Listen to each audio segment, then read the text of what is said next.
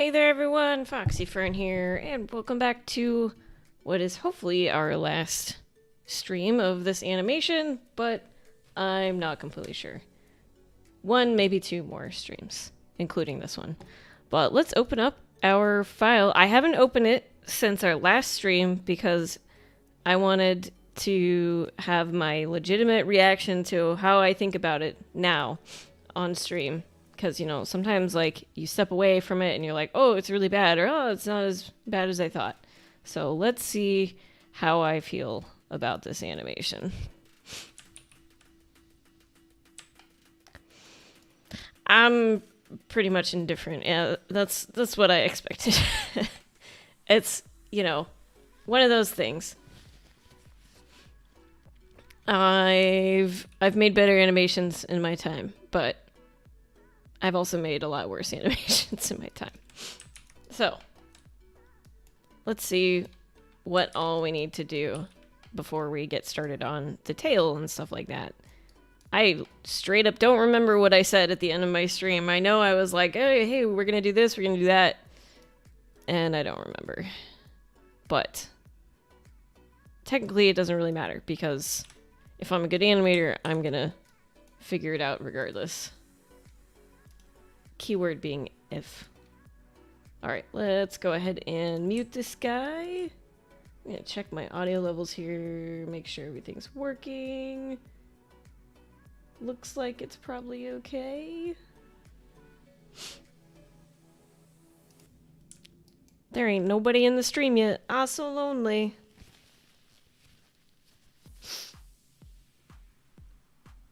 Where's Tom? Tom, I miss you.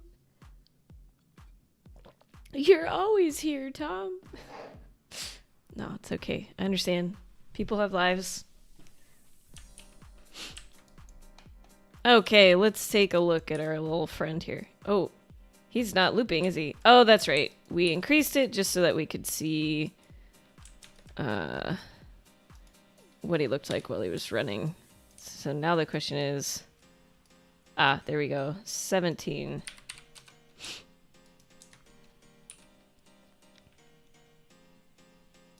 Alright, let's take a look just from all these different angles here and see if there's anything really sticking out to me. Oh, that's interesting. Something... Oh, wait, no, it is looping. I was, like, seeing that there weren't any keys here, but there's keys over here, so that's fine.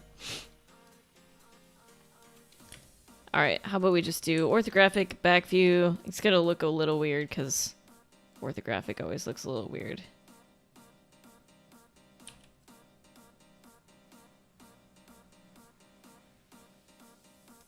How about we check out...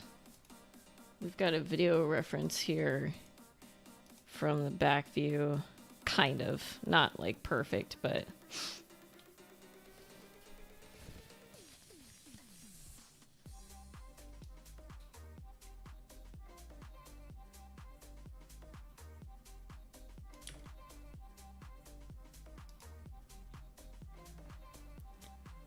Yeah, it just kind of looks like they're galloping, sort of like our dude is.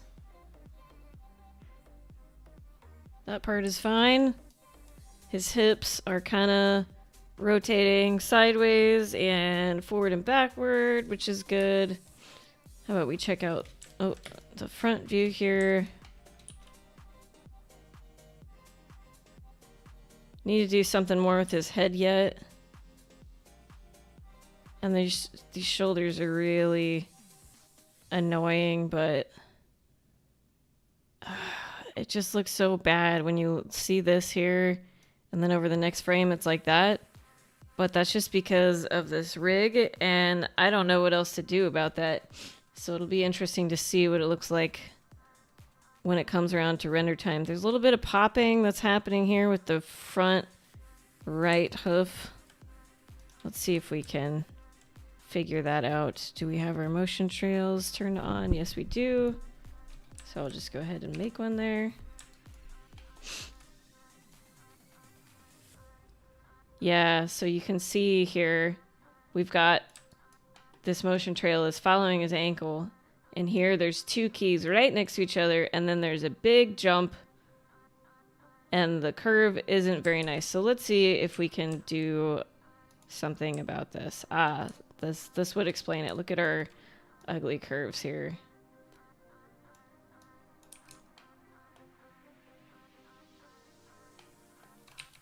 So that helps a little. And then this one is maybe, oh, we delete that one. Have his foot kind of come back up before he hits down. And it looks like maybe we want to address the X as well.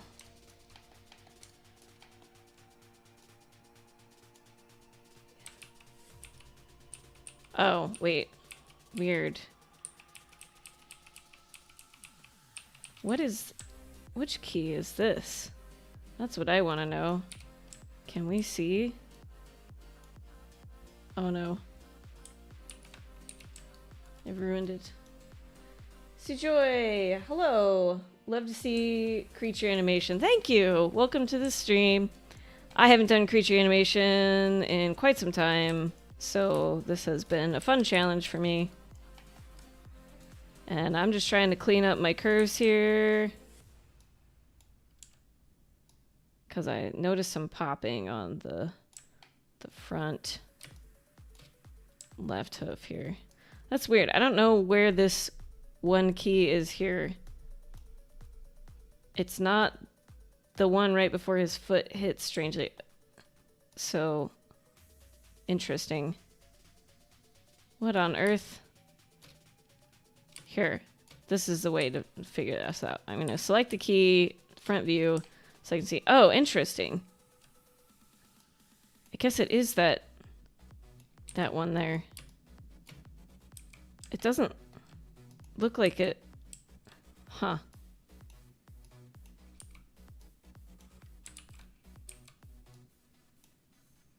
No, it's not. What on earth is happening here?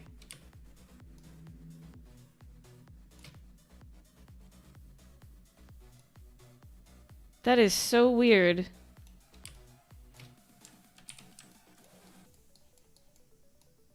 When I changed that key or that pose on him, it didn't do anything. It changed a different key. Weird. It's this one right here, frame 15. Tom, you made it! I was worried. I had to cry at the beginning of my stream because you weren't here. No, I jest. But glad to see you were able to make it. Okay, it is that key. Super duper weird. I guess it's because we've got a little bit of a ball rotation here. But maybe I'm going to push this over a little bit.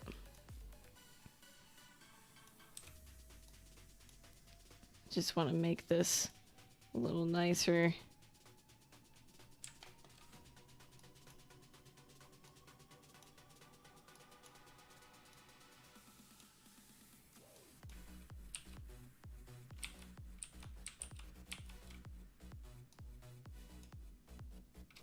This is like the really finicky stuff now. Just making the tiniest adjustments. This is probably like really boring to some people.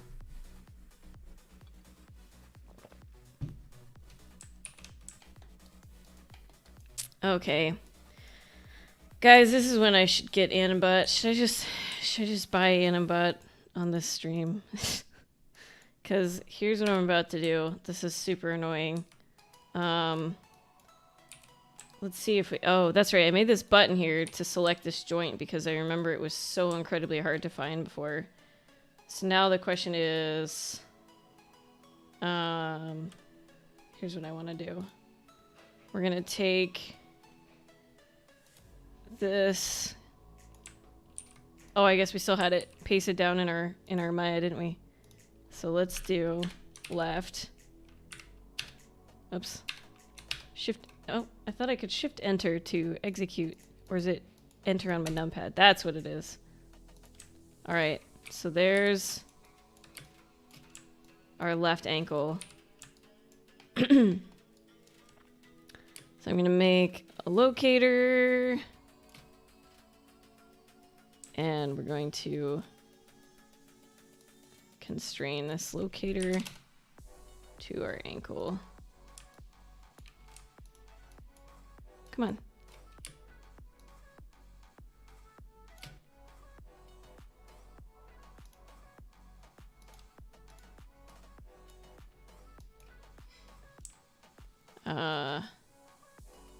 Shoot. Alright, so we want to bake that down. And I want to delete here. I didn't want to lose my spot where I found that joint in the hierarchy because I wanted to be able to select it again. And this didn't do what I thought it did here. How about if I select the constraint? Now, will it also select the joint? Yes, cool. So I just want to delete that. Oh, but then it disappeared. Damn it. Okay, fine. I'll just select. Oh, look, it's still there. Huzzah. So now we can reconstrain this. This is so...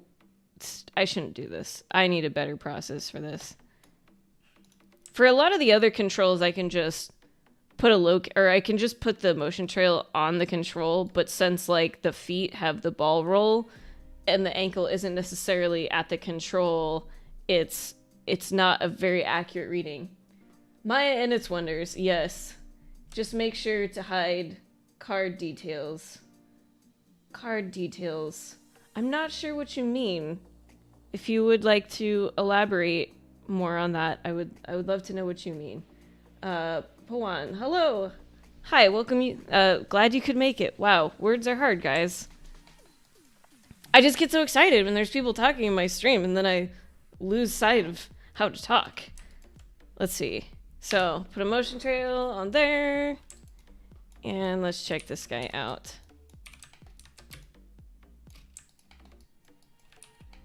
That doesn't look too bad. Spacing is like maybe almost a little too even. Like there's not a lot of speed up and slow down here. But maybe that's okay. Alright. That all looks okay from that view. It's not great from this view.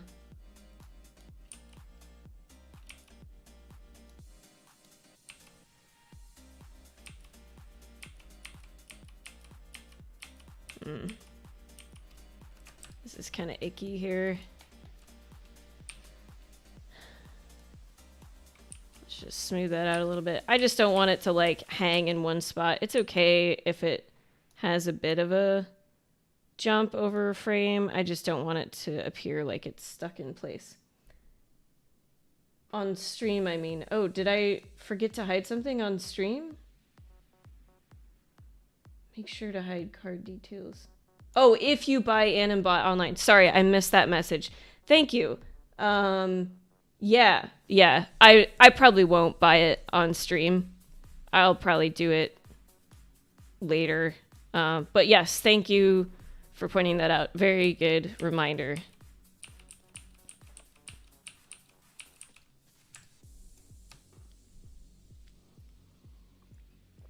I have yet to actually purchase anything on a stream. Mostly because of that. Mostly because I am afraid I will, as you say, forget to hide my card details. So better safe than sorry, right? Alright. That one's looking pretty good. I think I can get rid of that. I'm going to leave these locators here just because it's such a pain in the butt to find the joint that I might as well just leave it there in case we end up wanting it later. So let's see, is this our back ankle? Yes, looks like it. Julio, hello, welcome to the stream. I believe we have a new viewer, or at least a new chatter. Glad you could make it. Let's see, so do locator again. I suppose I should just I'll just do that twice. And we're gonna change the scale of both of these to 10. Oh my god, what's wrong with my mouse? Biped walk and run cycle is easy to do than quadruped. It gets very confused to animate quadruped. That is extremely true. And that's part of why I wanted to do this is I'm part of like the professional animators group on YouTube.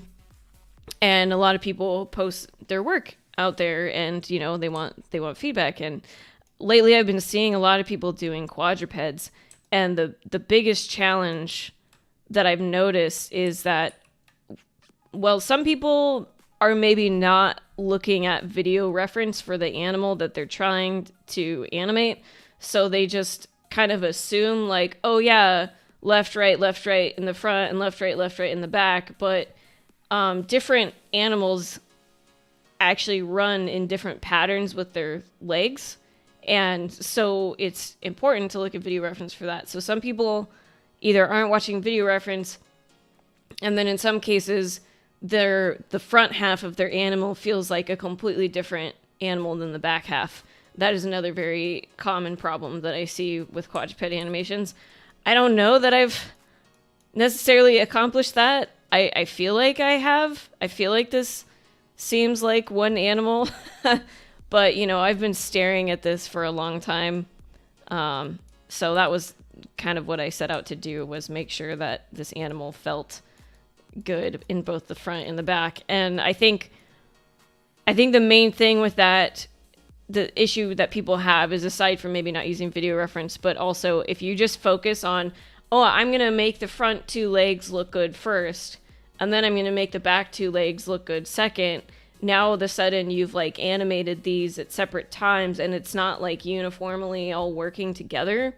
And so my process thus far has been kind of like tackling all four legs at the same time, and then obviously like individual polish has been like one at a time. But I think that way it can really help you look at all of the legs as a unit, and that makes it a little easier. Let's see, so we've got back ankle. We'll constrain this guy.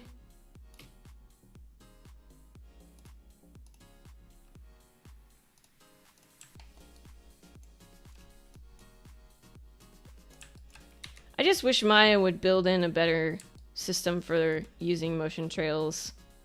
I really hate it when they just sort of rely on third-party programs to do the work for them. It's kind of annoying. All right. Whoop. Oh no, did I lose it? Shoot. Where'd it go? Back toes, back ankle. Let's see. I have a hotkey for my constraint. I forgot what it is. Oops. If I just go... Oh, I guess I don't have a hotkey for it. I guess I've mostly been using point and orient constraints, so I didn't hotkey my parent constraint. Oh well. Yeah, animals' bodies are so flexible, it's hard to get real movement, definitely. It's also specific for the creature. Lots of research and references. Yeah, references are always important. Yay! I'm glad you guys are on board with understanding how important references are. I feel the same way. I know you haven't really seen me looking at reference so far on the stream today, but I find that I refer to reference a lot more in the beginning stages. I do still have it open over here.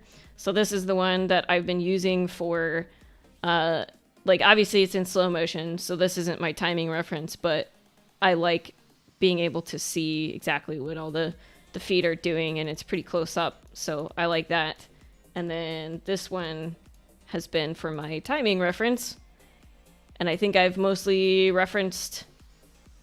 I'm actually not sure. I think, yeah, this front guy here, that's the one I've been checking out for timing purposes. Alright, so it's... Oh, that is not what I meant to do. I meant to make a motion trail.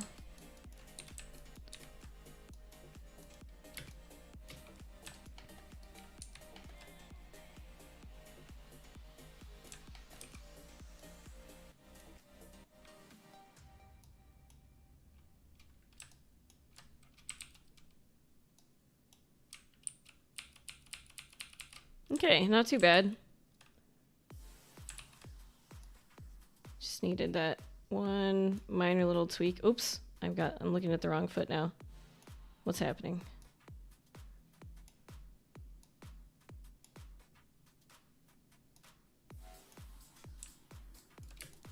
So let's check the back view.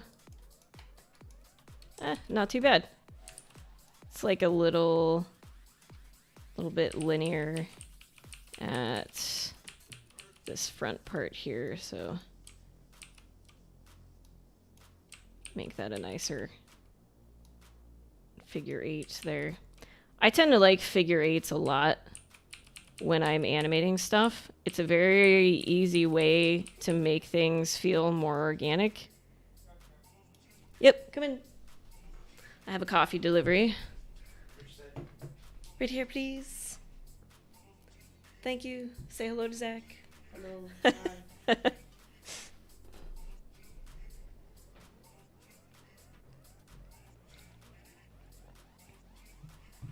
But yeah, with the figure 8s, it's an easy way to make things feel organic, and that way you avoid the problem of like making something look like it's hitting a wall and just going back and forth. As long as it kind of goes in a circle or a figure 8, it'll really help soften it up. Looking forward to seeing the end result. Looks great so far. Thank you, Tom. I'm looking forward to seeing the end result too. It's one of those things, like, you never know how your animations are going to turn out, right? It's always a scary process. And it never gets easier, at least not for me. Okay, so that one looks fine. Now let's do the last one over here. Let's find our back right. You know what? I just realized our music is not on shuffle. So we're getting a lot of the same type of music. So there we go. That ought to be a little better. Now the real question is, do you make sounds while animating for timing reference? You know, sometimes I do. I have been known to make sounds. It all depends on the animation.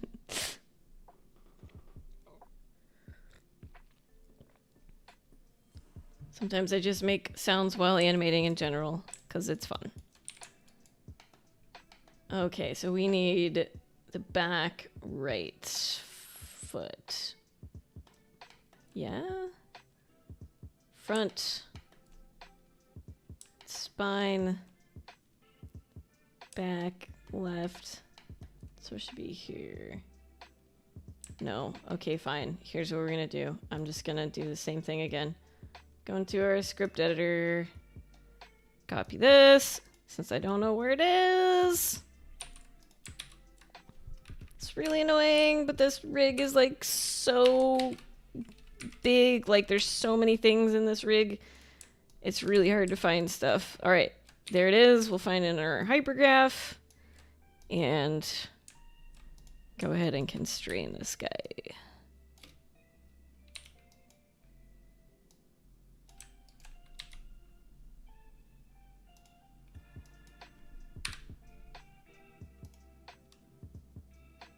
Oh no. I lost it again. I don't want to make a button for this because I feel like this is the only time I'm gonna do this now. Where'd it go? Back, ankle, right. This is so stupid. I apologize. The reason why I need to select it again and constrain down this locator is because if I move the control now that I've baked the locator, it won't move the locator, so it won't update the motion trail, yada, yada, yada. But the motion trail only works if you have keys on the thing, and it's a real pain in the butt. Thanks, Maya. Oops, wrong side. Ah, wrong window. Wrong everything. Wrong brain. Oh my god. What happened? Are you constraining the locators to the rig joints? Yes, I am. And the reason for that is because I've been using like some of the foot roll controls on the IK stuff, and so if I just put it on the control, it's not necessarily an accurate representation of what the actual foot is doing. Why is this What did I do wrong here? It should only move that one key. Did I mess this up somehow? You've got keys on there. Alright. Maybe it's okay. Maybe I just need to... Oh my god, it's not. What did I do, guys? What is the deal here? Oh, okay. It's because this is on loop. Like on infinity, rather, and it's not baked down. So I'm going to bake this down first. Oh my god. Oh no. Oh no. Okay, that's a good reminder that I haven't saved yet today, guys. Whew! That was a close one. When Maya takes that long to bake something so simple, I'm like, oh god, what's happening? It's gonna crash. But I think it took that long because I had a motion trail attached to the leg now that I realize that. Okay, panic over. That was scary. And I have since saved my file. I don't want to do all this tedious locator stuff again.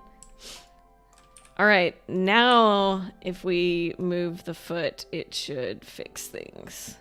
Yes.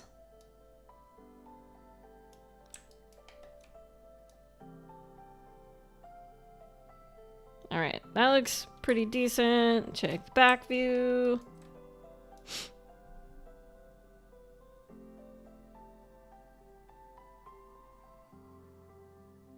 I think that's okay.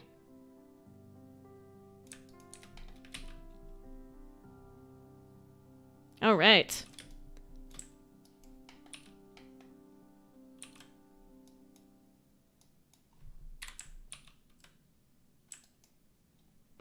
Okay, let's move on to animating the head a bit here. I'm just gonna hide these locators so they're not distracting. I don't know where this guy is. Why are you over here all by yourself? So, if we take a look at our video reference, what I'm looking at here is his eyes. I mean, you can barely see them, but you know kind of where they're at. And you can see that they're mostly staying pointed forward. He does like rotate his head up a little here, but not much. It's mostly movement in his neck, and then the head rotation is just kind of happening as a result of the neck rotation. So let's check these guys, because he's running in the snow, so it could be a little different than running in the grass. These guys are moving their heads a lot more, I think. How about, let's see, I had another video over here. This one. And this one is like not the best for me to use because he's running through such heavy snow. That's going to affect the body mechanics a little bit. Because I think he's like working a bit harder. I mostly just wanted to see from the front like what this creature looked like, but I don't think that's super great reference for me to use right now. But still cool to look at. If you guys aren't aware, Getty Images is a fantastic website to find video reference for a lot of things.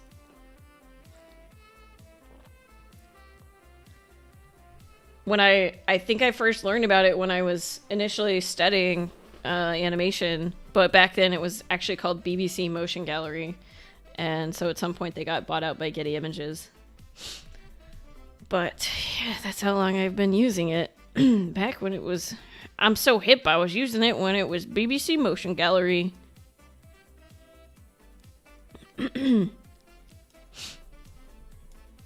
Alright, so let's take a look at what we have with the head.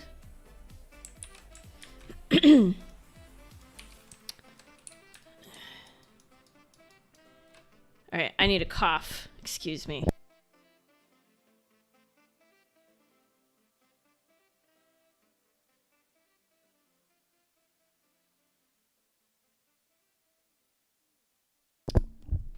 Okay, I don't know what that was about, but I'm back. All right, we have all this baked down, so I'm probably just gonna delete these keys. I think it was just this one curve that I had animated just to kind of give it a quick dealy. So let's take a look at where his down point on his head is. So right about here is when his head is at the lowest point. So when both front feet are on the ground. And this is low, right? Yeah, okay, so that's what I did. And then our highest point is like here when it's the back right foot on the ground and none of the others. That is also what I did. Maybe just like a frame too early there.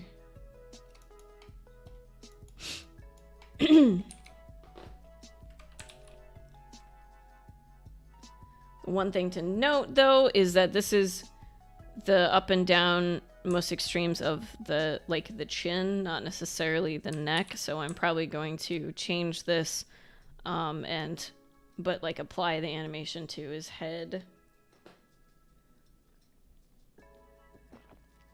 And by that I mean we're going to give him just, oh wait, let's see, I was gonna say just ever so slight rotation on his head. I don't know that do I really need to animate this control? Sometimes rigs have too many controls. Yeah, I don't really know that I need to do anything with that. Just because a control is there doesn't necessarily mean you have to animate it. I know the rigs that I use at work, we have a neck control and then like a middle neck control and a head control because one of my coworkers like really wanted the middle neck control at some point for some reason. And that's the same thing at my last job too. Completely different animators, completely different project. And somebody wanted a middle neck joint and I'm just like, why? It just, all it does is make your character feel like it has a rubbery neck and you don't actually need that to make the animation look good. So I choose not to animate extra controls if I don't find it necessary. So let's see, with this guy, do we want to translate? What does translate? Oh, translating is no bueno. Look at that. Oh, okay, it follows it around, but it's still, this doesn't look very good. So we definitely want to just stick to the rotation. So what I'm going to do here is, well, first of all, let's delete the keys on here because we don't need that on every key. Actually, I don't want to see them on my timeline. Of course, now I'm gonna have to redo my infinity cycle. All right, here's the up point.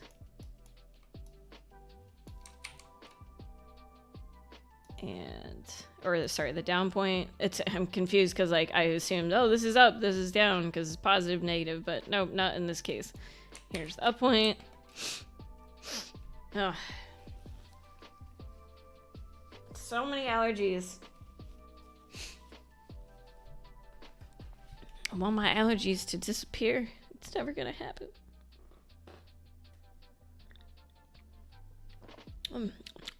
Got a little bit of hair with my coffee. It's very tasty there. Okay.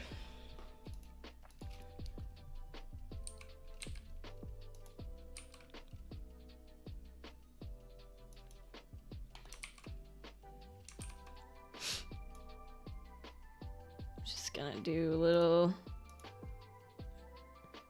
Oh, wait. Oh, it was on. Ooh, weird. Wait, what? What's happening? Yeah, okay.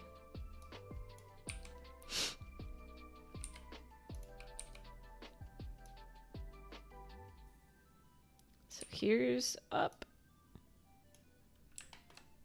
And down.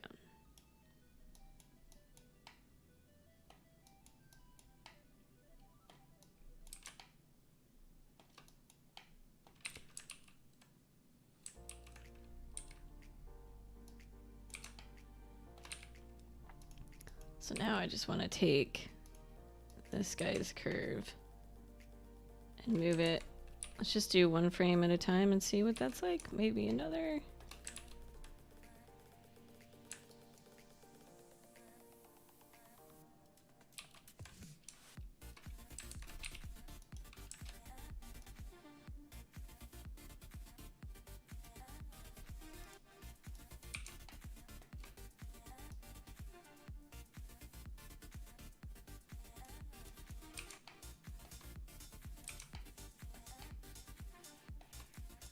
This is also one of those moments where I might actually make the executive decision to differ from the reference a little bit, just to like add a little bit of interest to him, because, you know, obviously this is a cartoony looking character, and I'm sure many of you are aware that if you just like essentially rotoscope something, it's going to enter the uncanny valley. And so I'm sure I'm making mistakes or doing things that aren't actually happening when the animal runs, but I'm not too concerned about it, just as long as I have the essence proper.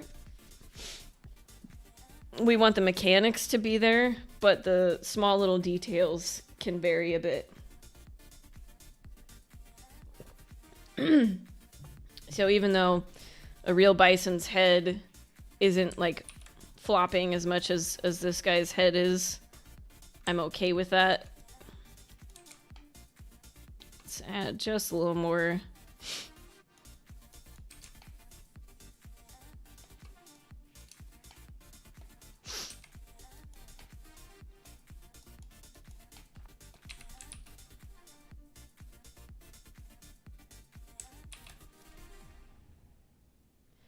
It's weird. It still feels like this part isn't rotating, even though it is.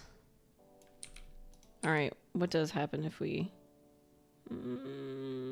See, I don't like the weird shape that it causes the silhouette, like kind of on both ends there. So what about if we translate this? Let's see if we can get away with that.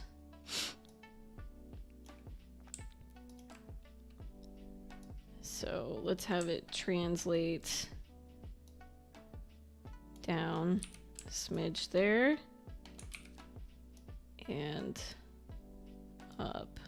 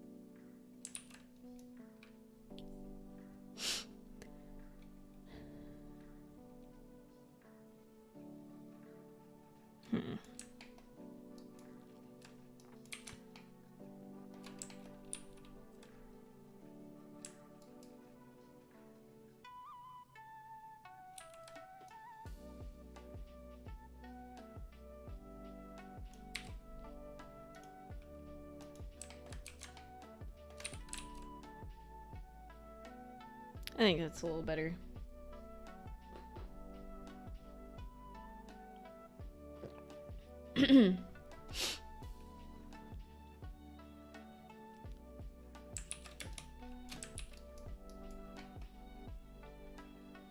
Yeah. All right, let's get him just a little bit of...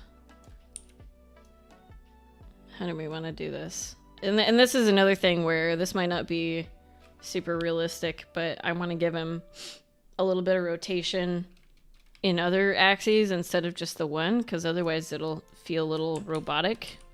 And how I go about that is just going to be kind of trial and error.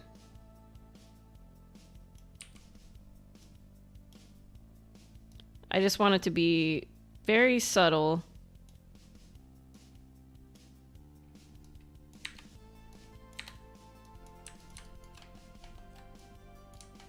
Like, it still needs to make sense from an animation perspective.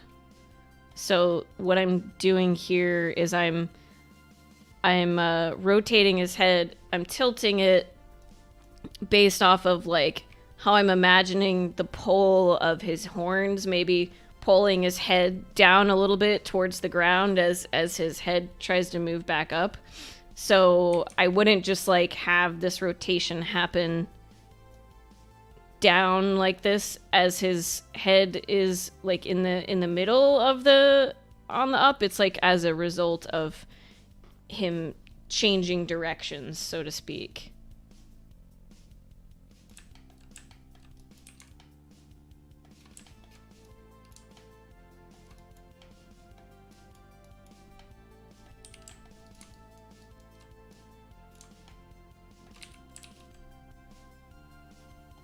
Yeah, cool. So now for X.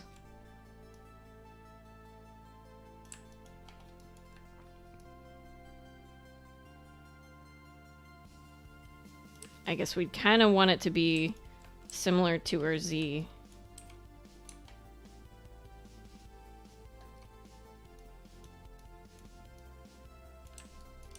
Or wait, not Z. What did we just do? Y. Yeah, okay, that's still fine. This is gonna be too much. I'm gonna tone it down, but I'm just trying to place my keys here.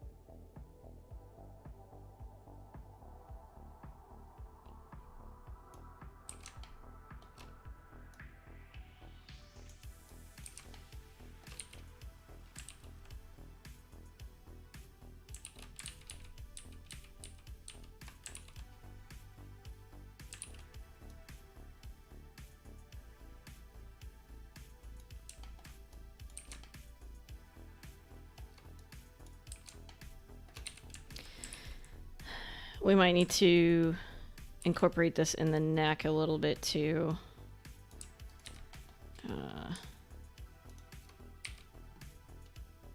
Oh no, that's annoying. The rotation of the neck is different than the rotation of the head. I hate that. I hate it.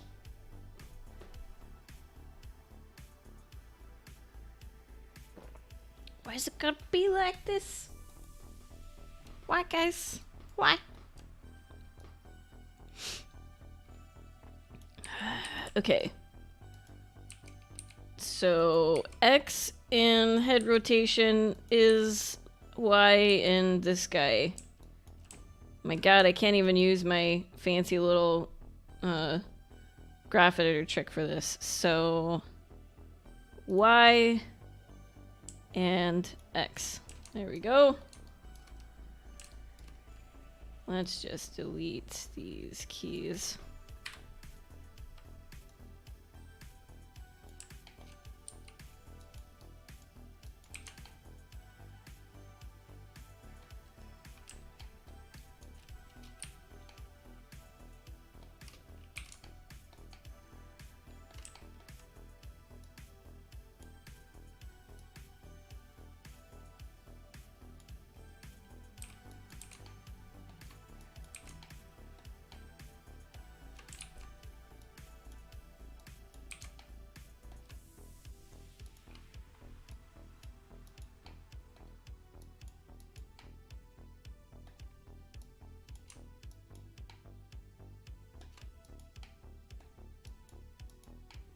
Being very picky with my curves here.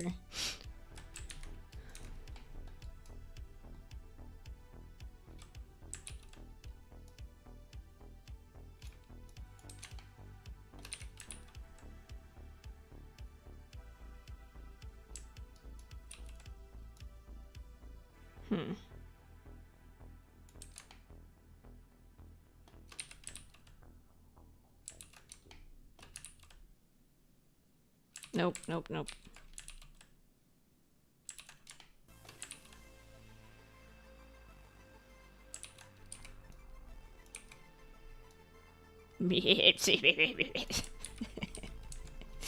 Don't want to do that, I guess.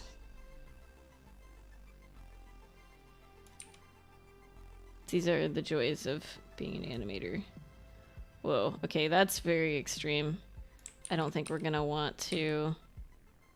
Wait. Oh, I'm dumb. I'm rotating that on the head. That's why... I was like, whoa. That would be... C on this guy? Oh no. X. Let's see what happens. Ah. That's not pretty. Oh my god. Yeah, let's not do that.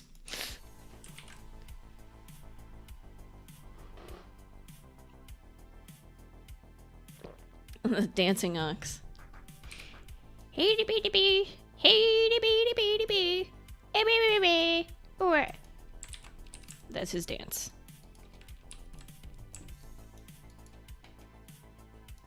Okay, I think that's pretty good for the head. Yeah. What's really silly about this rig, guys, is look at these keys, or these controls. I can, like, animate the horns. I don't know why I would want to do that, because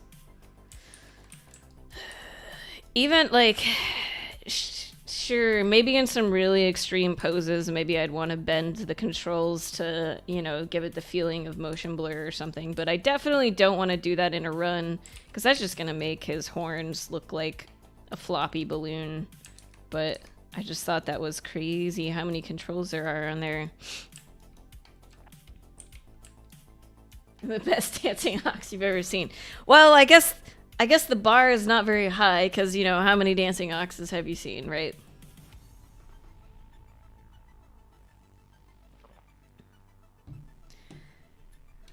Alright, so I just want to add, like, a little bit of... This, again, this is another animator thing. Not a reality thing. I just want to add, like, a little bit of, you know, like, some jaw overlap with his mouth as he's running up and down. Like, I don't want it to be super extreme, but I just want him to not feel dead in the face, you know? Even in a run, I don't want my characters to feel dead in the face. So now we get to do the super juicy stuff that I really love. I mean, I love it all, don't get me wrong, but this is like the very fine detail stuff that you do at the end, but you don't want to do this until you have your mechanics in a solid place, because otherwise you might have to change the timing on something or the position, and then it's gonna affect everything else too.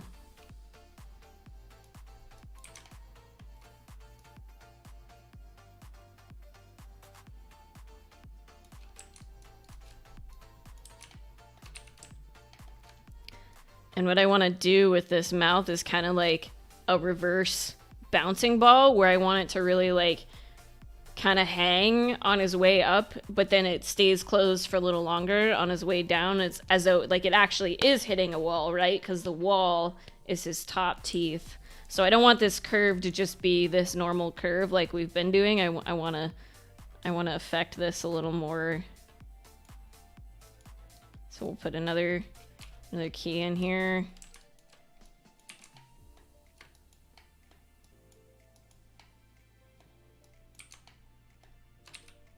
And let's see, he should hit the top like here. So we'll zero that out. And down to here.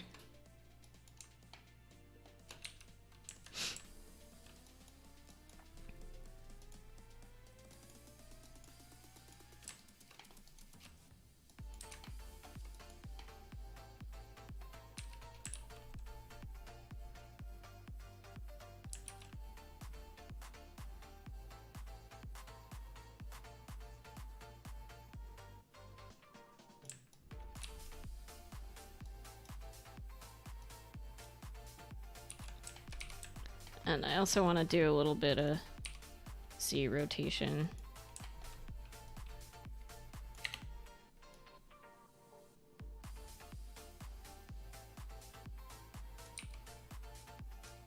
Let's see, his head.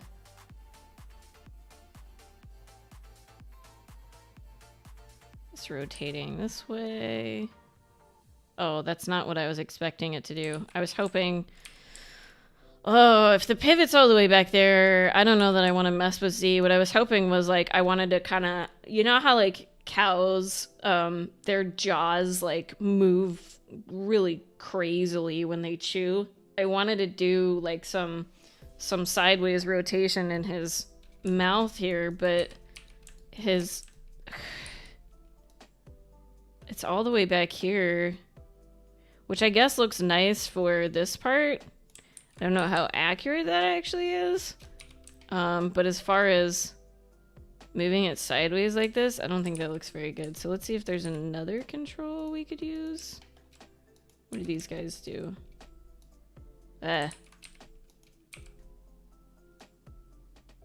Oh, wow. I don't know. Oh, God. Hey, guys. Oh, God. It's so creepy. Yes.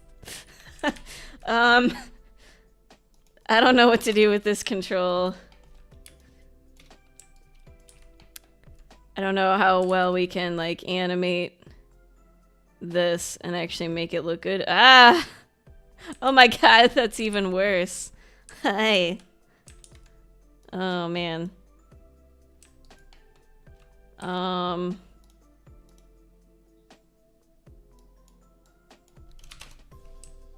So yeah, we're just gonna leave that there. Maybe we could play with the down on that. Do the teeth follow? No. Oh, that's even worse. Okay. Yeah. That's super gross. It feels so weird. These controls feel very arbitrary to me. It's like, oh yeah, I need to put some facial controls here. Oh yeah, here you go. And I'm like, why do they move this way?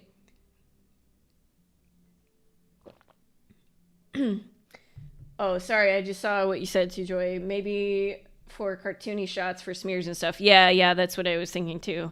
I assume you're talking about the controls in the horns. Yeah, so if you're doing some really extreme stuff, that would probably be pretty cool to be able to do. But it just seems weird that, like, I don't think the rest of him is, like, looks super good in a stretchy way. So it's just funny that his horns can do that, but the rest of him is kind of meh. But yeah, this feels kind of arbitrary to me, where it's like, why is the nose move like that? I don't know. It's weird. I want him to feel organic and loose in his face, but... Ugh.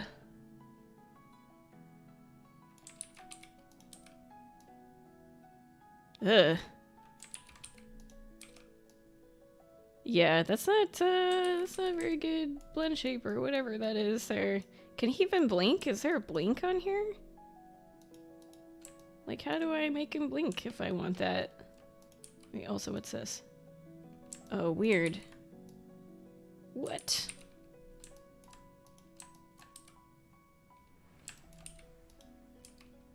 Chin.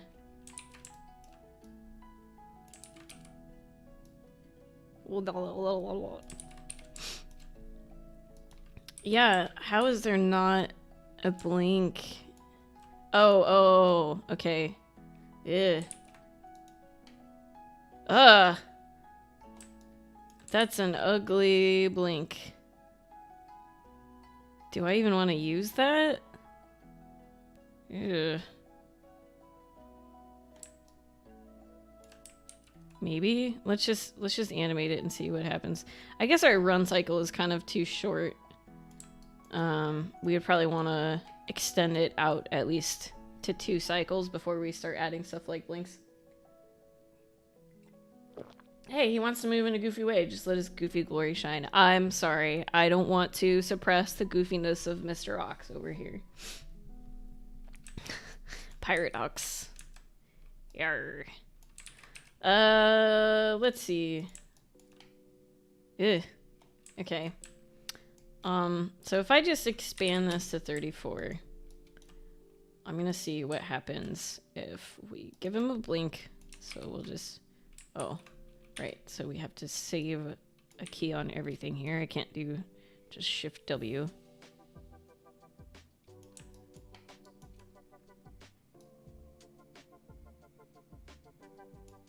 So let's try blink.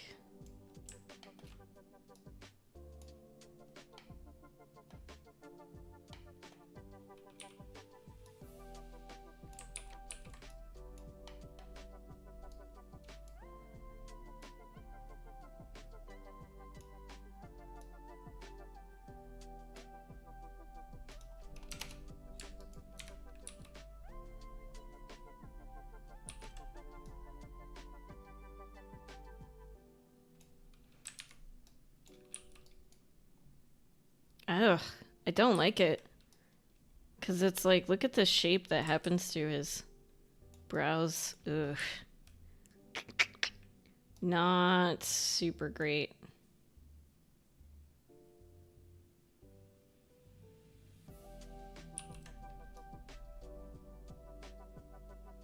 Because, like, his eyes don't even really close. Oh, I guess I can push it a little farther.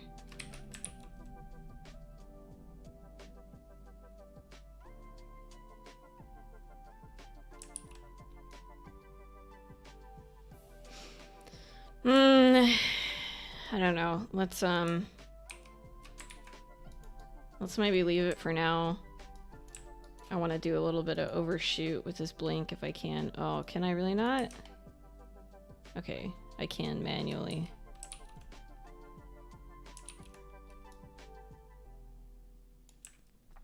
And then we're gonna offset these just a smidge. Like, I don't want to go crazy DreamWorks with the blinks, but let's just like change the graphs a little or something.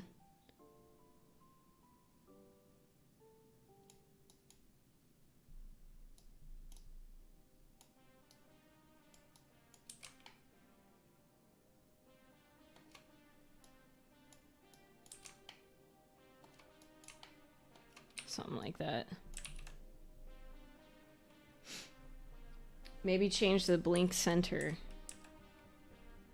Oh, is that something I can do? Oh, you're right. I didn't even see that. Wow, thanks, man. Let's see what that does. Oh, thank you, Sujoy. That, I didn't even see that there. Maybe that'll help. Let's just grab this. Oh, yeah, that's a little better. Yes. Oh, thank you. See, this is why having people in my chat is very useful.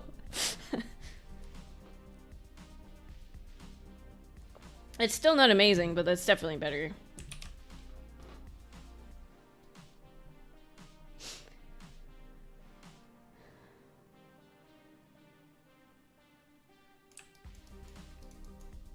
Yay. Okay, so what else do we want to do to his face? I'd like to maybe give him some cheek, you know, like this kind of. We're gonna go back to doing a cycle on 17 though.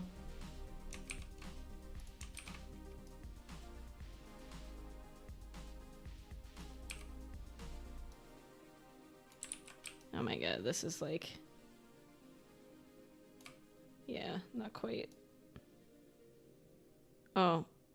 Oh, wow. Really? I can't, like, translate it down more than that? That's weird. What if I... Oh. Okay. Nope. Alright. This is the problem with set-driven keys, is that, like, or I assume that's what this is. I can't really push it where I want it to be. Whereas, like, if I just have joints that I'm controlling in the face, I can do whatever I want with it, right? So I guess this will be our low point, because we can't make it go lower than that.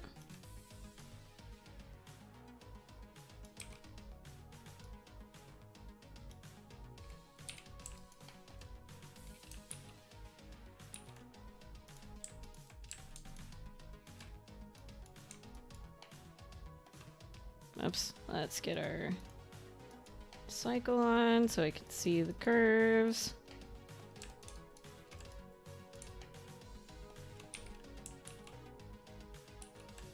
Yeah, I like that. I like just giving him a little bit of cheek squishiness there. Maybe a little more.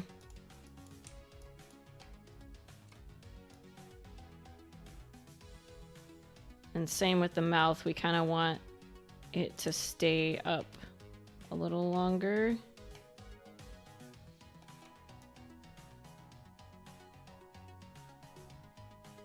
And down a little longer. Oops.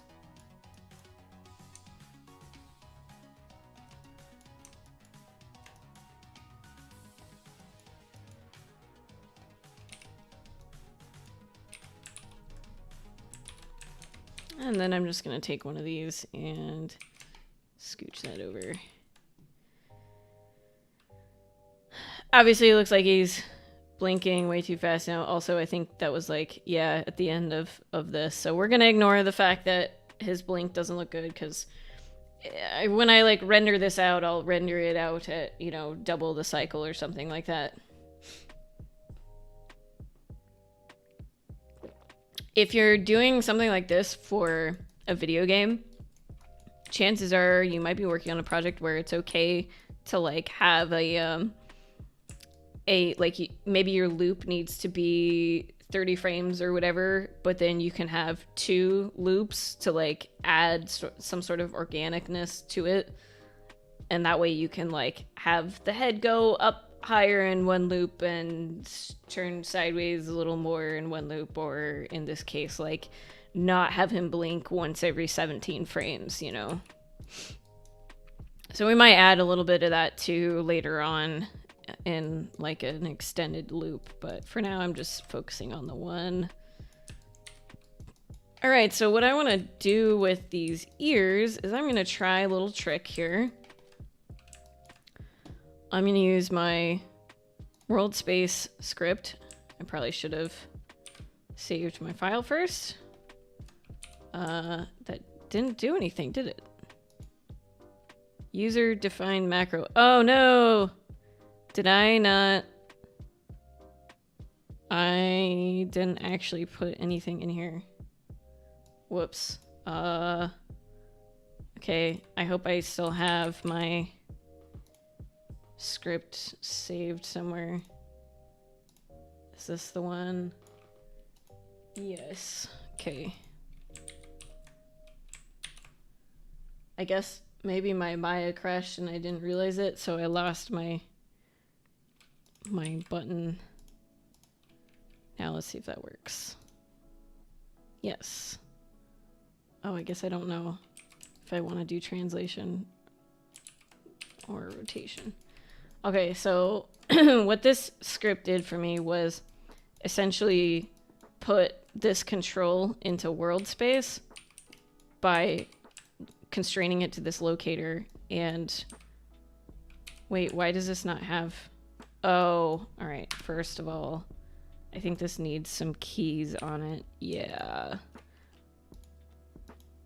But anyway, what this is gonna do... Get all these selected. Now there is like a more effective way to approach this with like a physics-based thing. If you guys are familiar with, I think it's called Moss, is his game with little Quill the mouse, and you see like all this beautiful ear animation that she does all the time, he did most of that with a physics-based system, by using like a particle thing in Maya that he made a script for that, and so her ears are mostly animated automatically based on this little system that he made. But the problem with that is if I try to do that on like one of these heavy rigs, it tends to make Maya crash, so I'm probably not going to use that method unless I'm like sort of working on my own rig, or if I decide one of these days to strip down one of these rigs and see if I can do something that I like better with it. But this other method I'm going to try, what this is going to do is, you know, if I want to animate the ears overlapping, I can come in here and do it manually, right? And it's like, oh yeah, go down and then go up, but that's like a lot of work, and it's not necessarily an accurate depiction of what the rotation is because you don't know what rotation it's inheriting from the head and all of that. And so right now it's like, well, technically this ear is already rotating because it's not staying stationary in space, right? It's rotating because it's following the head. But if you look at the graph here, it looks like it's completely flat. So what I can do, save my file, is use this world space button, and now you can see this has inherited the rotation of the ear. And now if we look at Z, it does have rotation on it because it inherited it from the head.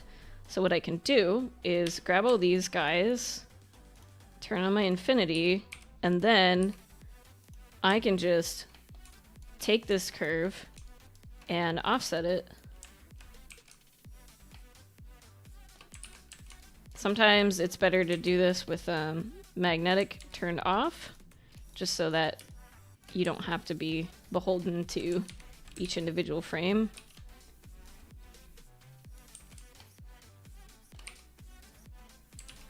Actually, how about I just go ahead and take all of the curves and see what that gets me. Ah. This doesn't really appear to be doing much, does it? Weird. Well, so much for that idea, I guess. Let's just stretch this up a bit. Whoops.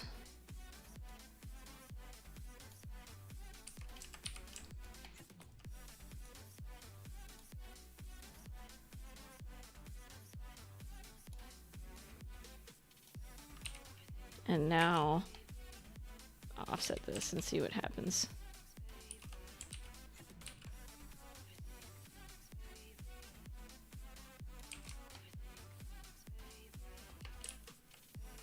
Well, this isn't working as I was hoping. So I want this to be down. Whoa, why is this? It's like backwards or something. Yeah, that's better. I don't know why it was like so off.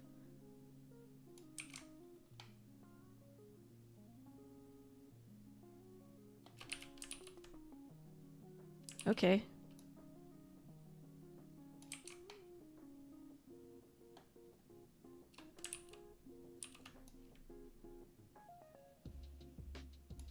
Weird.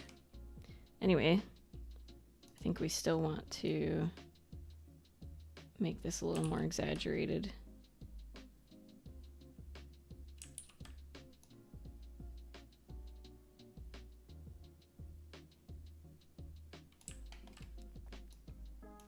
Well, here I was showing a cool thing and it didn't even work as I expected, so did the script copy rotation in from the head? Yeah, pretty much. Like, and not just the head. If I had like other rotation, like from the neck or the torso, like it copies all of that. So it's essentially applying whatever that ear's control rotation is according to world space rather than the local space of the head.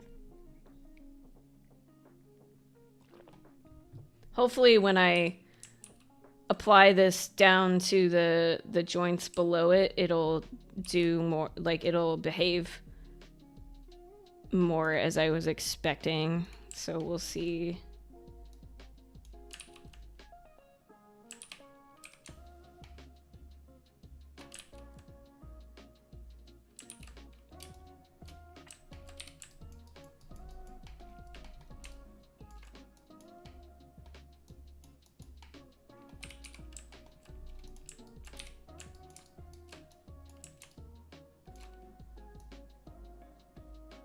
So you can see like the Z was really a smooth like up and down curve, but the Y isn't. Which is like, oh, this is what makes it look smooth. Whereas if I tried to animate the Y manually, this is what I would have to make my curve look like. And that would be hard to do. That'd be hard to know. So this can be very useful for that. This seems like maybe it's not as off as the Z rotation was, so...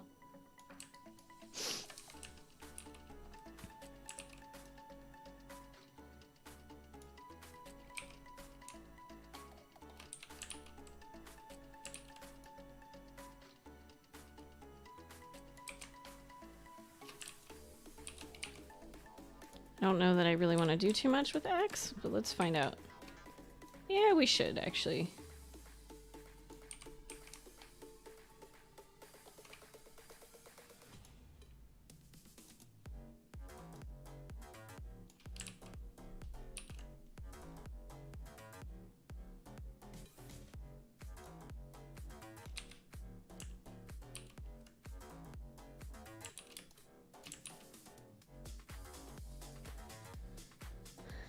I probably should have been doing the left and right ears at the same time, but oh well.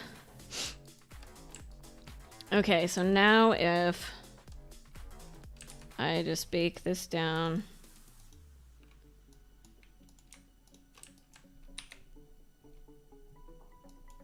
And delete my locator. Let's put an... Oops, what did I just do? I don't know what that was. What am I looking for? Euler filter.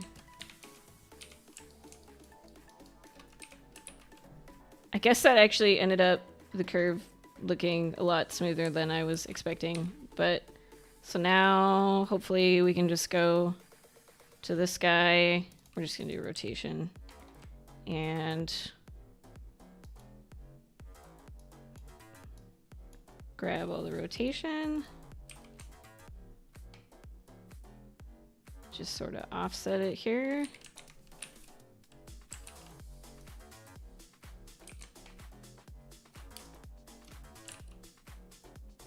And then that's all we have to do with that.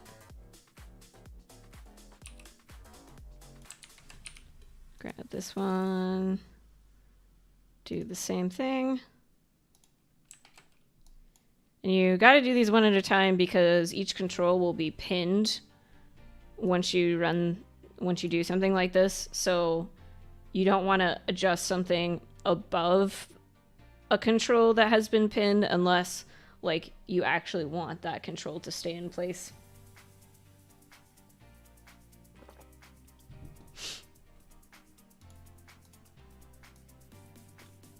Where this was really useful for me was when I was doing the character intro animation with that League of Legends troll guy.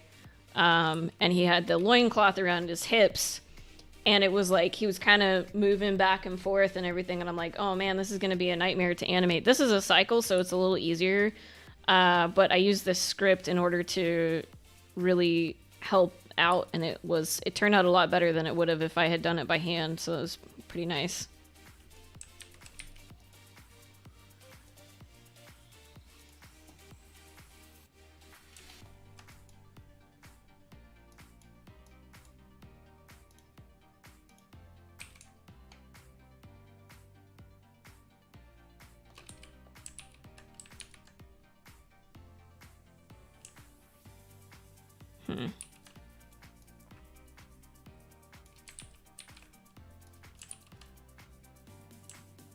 I don't know that I actually want to affect the X rotation on this one, but let's just grab the Z.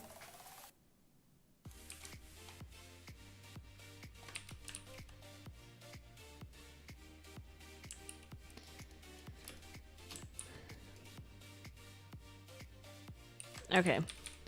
I'm regretting this. I probably shouldn't affect all of the rotation the same. So I'm going to go back and do them each individually. Because the Z I want like the most overlap on, but I don't want as much overlap on the other axes.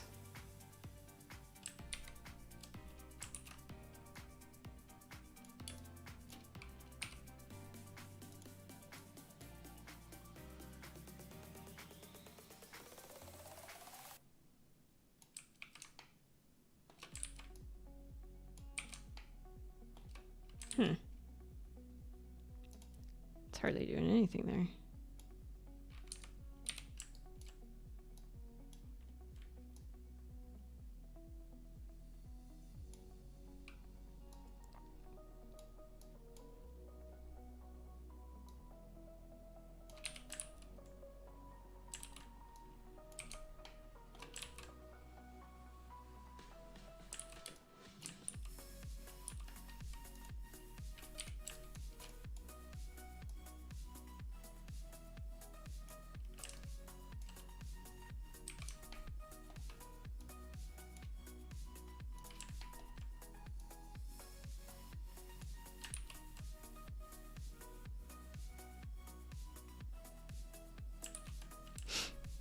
Alright, now let's see what happens if we grab these lower ones.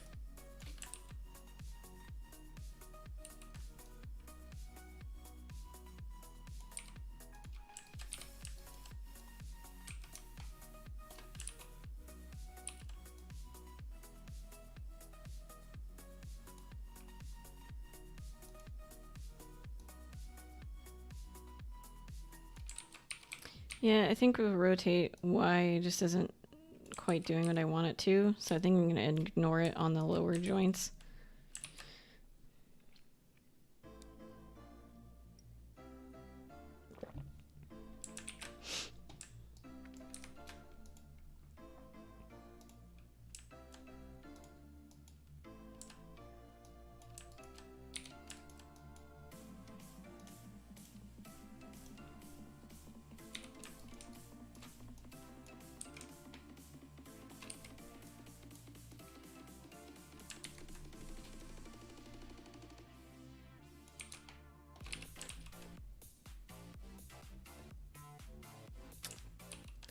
This isn't really actually looking the way I wanted it to.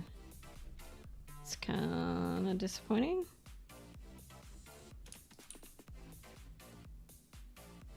Well, shoot.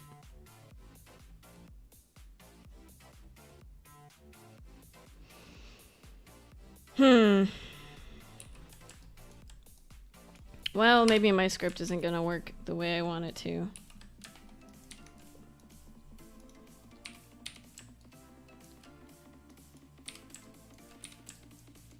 Forget I said all that, guys.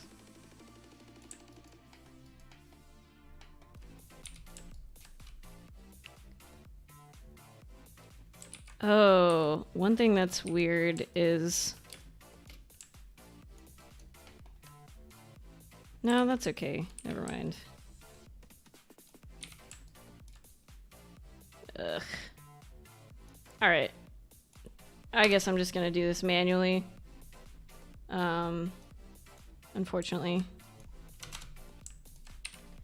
And then maybe I'll, after getting it manual on the top control, I'll use the script to go down to the others. I'm not so sure. We'll find out.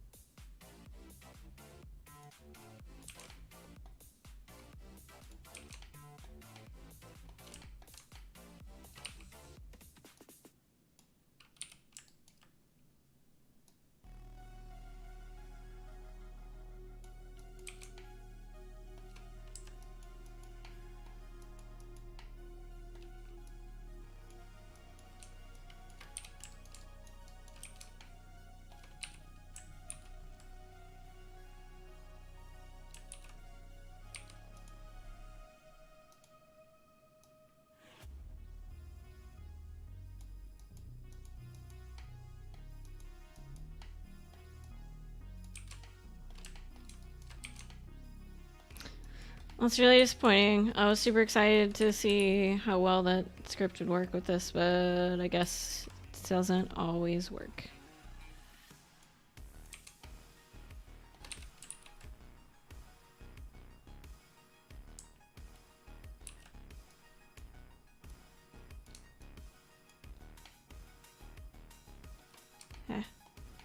Come on.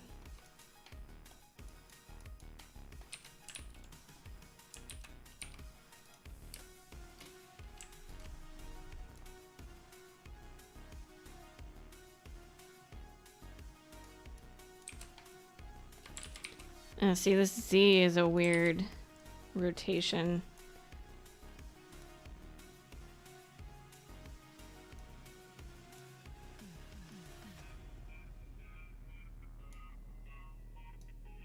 I don't know that I really want it to do that.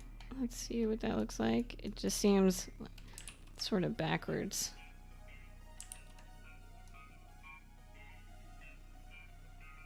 Like at the top part here. Ugh, but yeah. Once again, the rotation is just like a little weird on this guy's ear.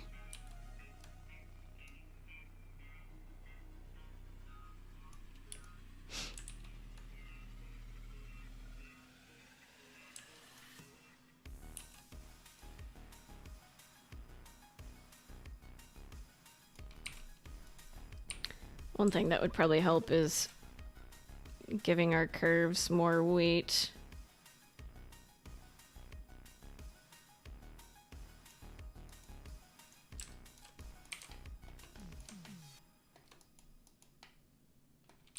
At the top and bottom, kind of make it hang a little more.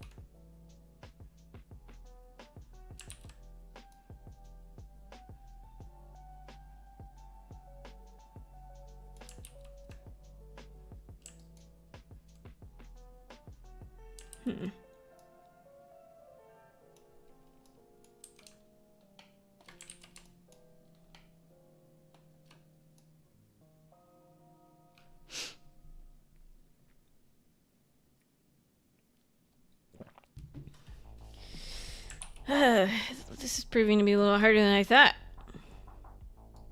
I really want his ears to feel like they've got some wind resistance here.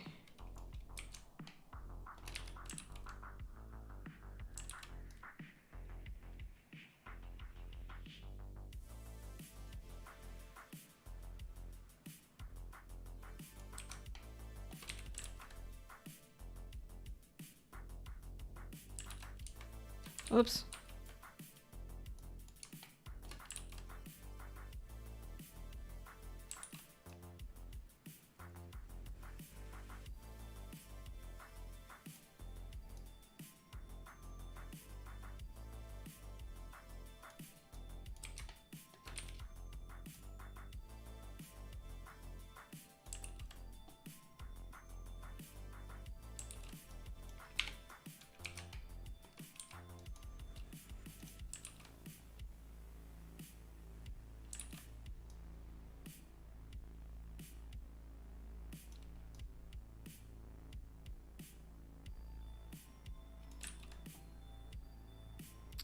I think that's a little better.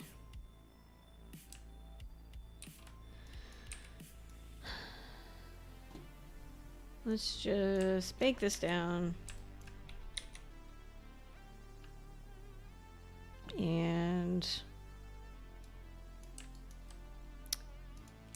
we will copy, paste.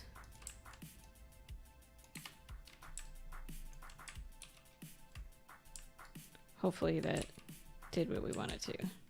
Yes, cool.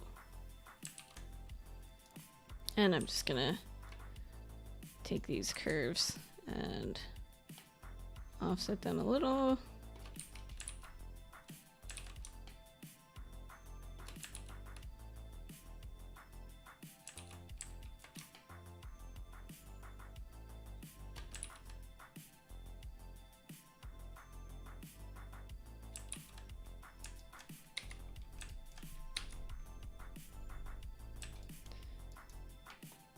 Oops. Oh yeah, let's get rid of that. And then this one, since it's got like a ring on it, I actually want his Y to be a little more prominent. Especially the down spot. And like maybe we'll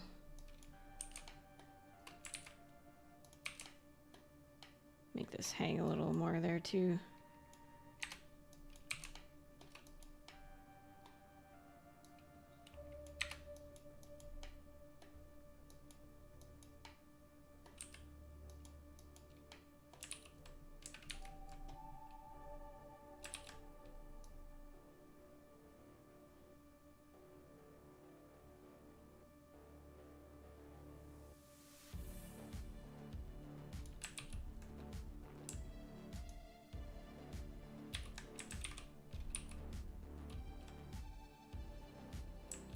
Okay, now let's see what happens if we try and use our script.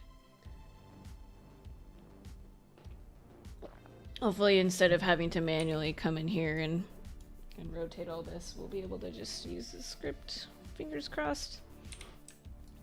It is really annoying though that, like, look at this.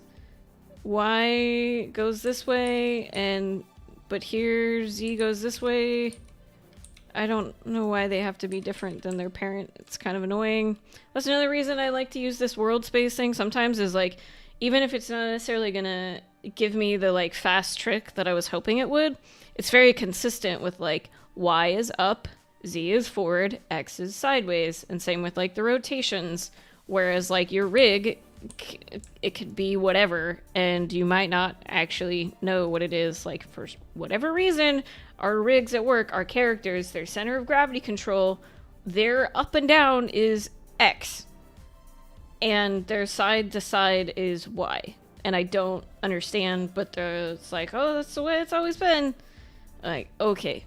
So I often will just like change it to world space because otherwise it messes with my mind.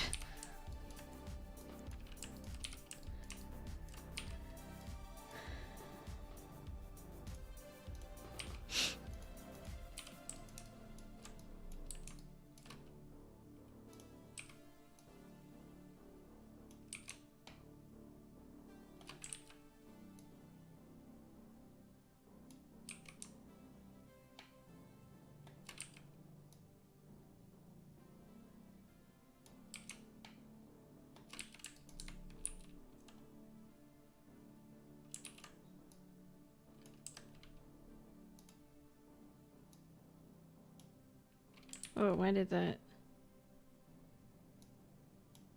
I don't understand why it decided it wanted to snap. I have snap turned off. I don't know why. Okay, I guess it doesn't like trying to scale these with snap turned off. Fine.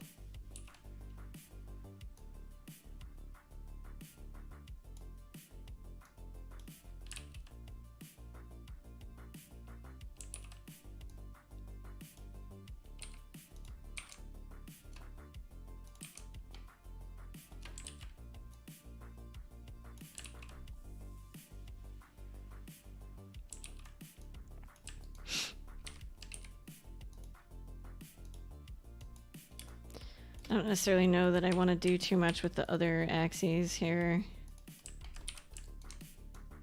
Ooh, that looks ugly though.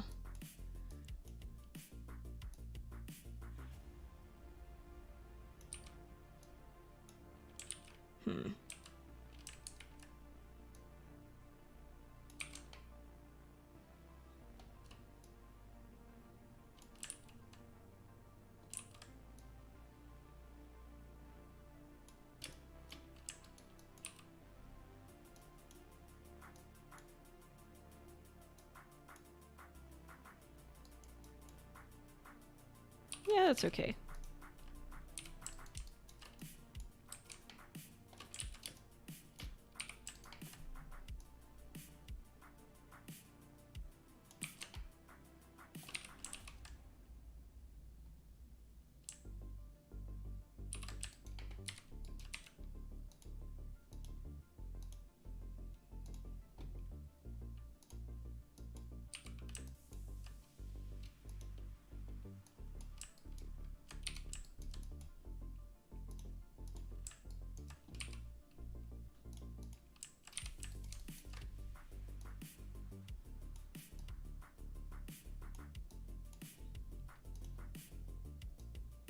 Ah, come on. No, no, no, no, no.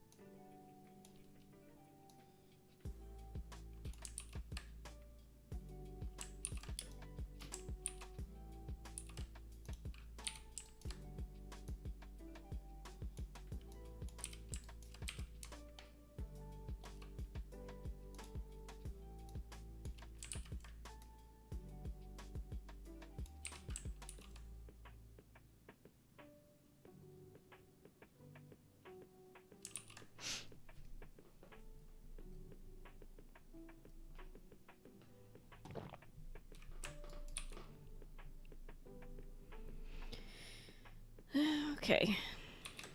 One more.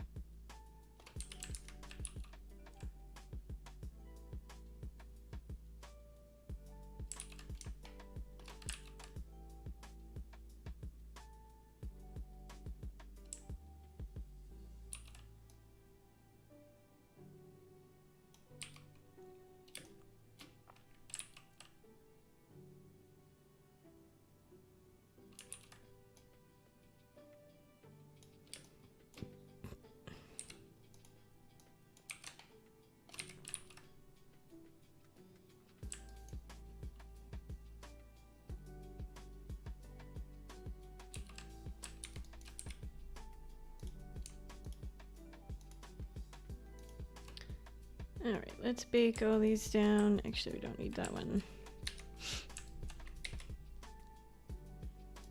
And then delete our locators.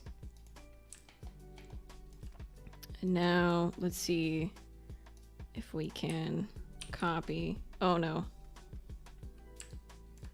I think I copied the rig and not the keys.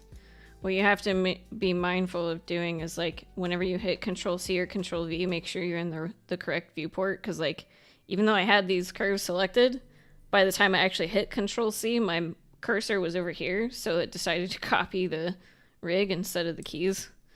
But I knew that just because it, like, gave me the little loading symbol, and I'm like, oh god, I've done this before, I know what this means.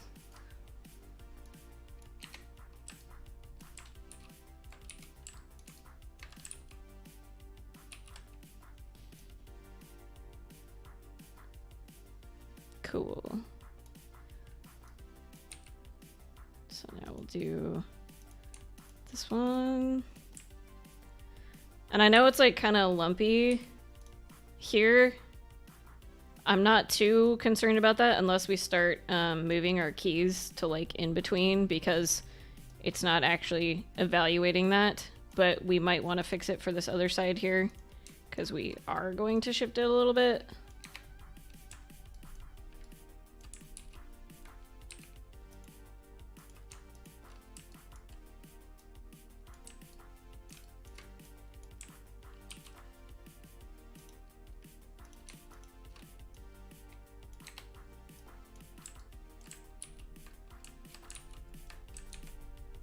There we go. It's looking pretty good. So now I just want to take, yeah, let's clean up our curves a little here.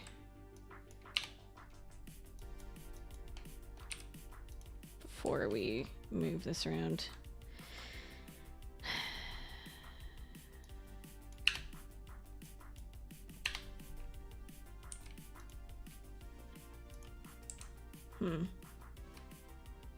So I might actually leave that,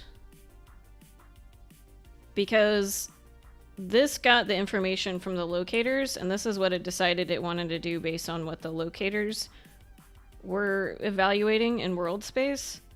So I might actually want to leave most of this here. Let's see what happens if we grab all these guys. And we're just gonna shift our keys a little, because let me double check first. This ear is later than this ear, right?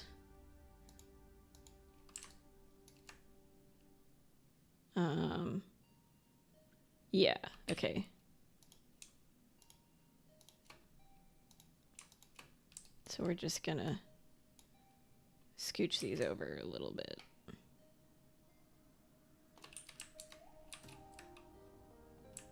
There we go. Yeah.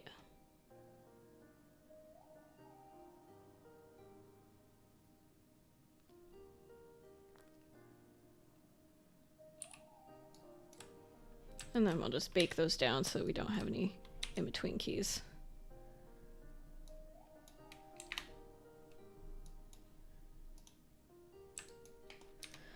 Okay, so the earring, oh no. Okay, thank God. I was like, oh, is the pivot going to be down here? That was going to be super annoying.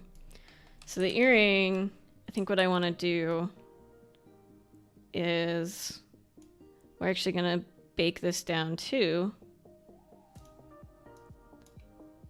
And what I'm going to do with that is we're actually just going to see what happens. First of all, when we just remove the Z rotation.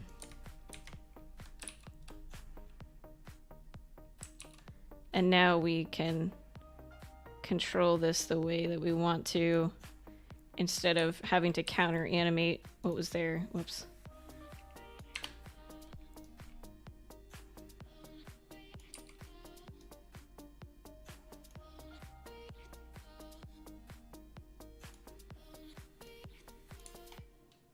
Hopefully this is gonna work like I'm thinking. Or maybe what we should try to do first what would happen if... I'm not experienced enough with this method to just know off the top of my head what it's gonna look like, so I'm still experimenting with these things, but let's see what happens if we just offset this a whole bunch.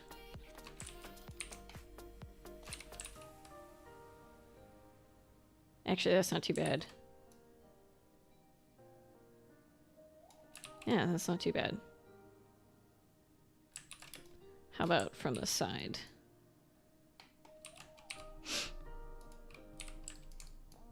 Let's also...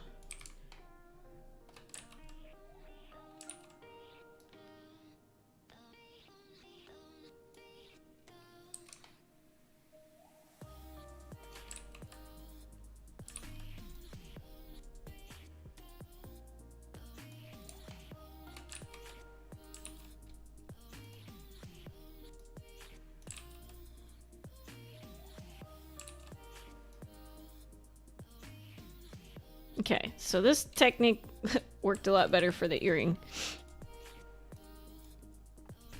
Because I was gonna have to spend a lot of manual time trying to make that look good.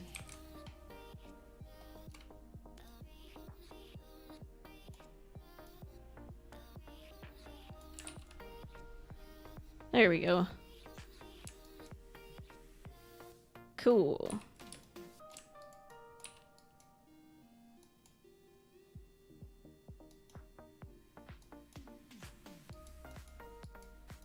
Alright, so we just got the tail left. Pretty much. I think we'll be able to wrap it up this stream, guys. I am gonna take a quick break though, because I've been sitting down for a couple hours. I'm just gonna leave the music playing and you guys can watch this looping. I will be back shortly.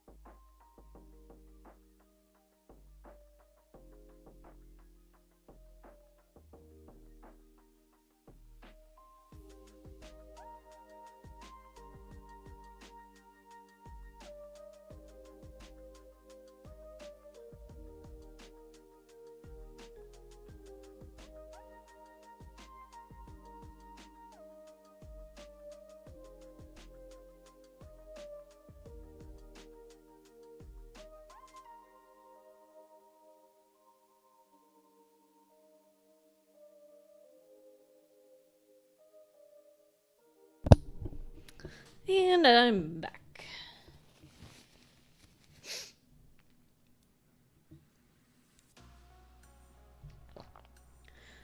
Okay, so the last thing we have to do is the tail. And this is another one of those things where a lot of times somebody will just... And oh, let's bake this down first.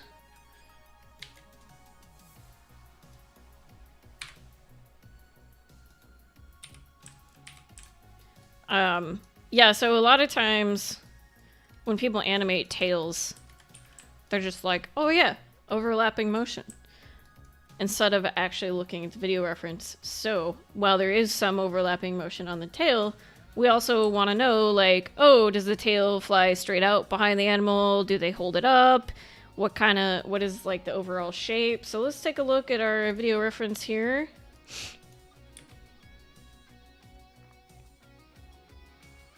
So it looks like it mostly stays stiff in this upper part. Like the tail itself looks like it stays pretty stiff. It's mostly the hair on the end of his tail. I guess maybe his, yeah, I mean, his muscle probably only goes down to like here. Oops.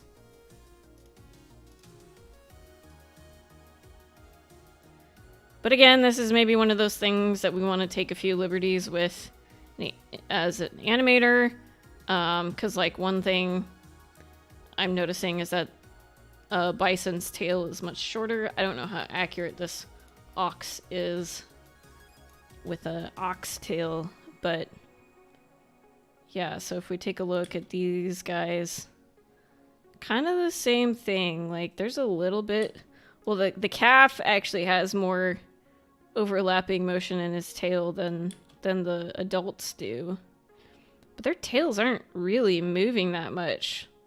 Like maybe this is kind of what we want to emphasize here is this one, because I think that's probably the most interesting looking. Let's check out. Oh, that front view won't have a tail. How about here?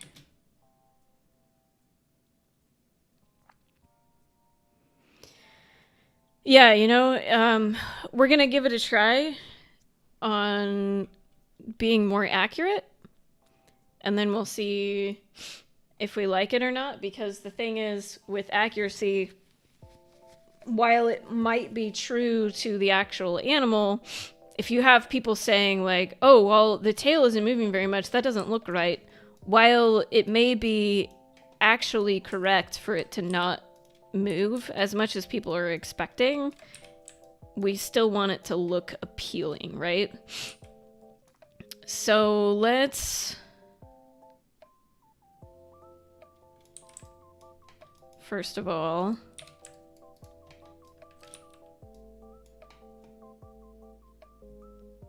let's maybe just see what happens if we try to apply our script.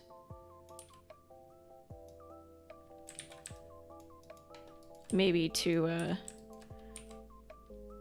let's give it a more interesting starting pose.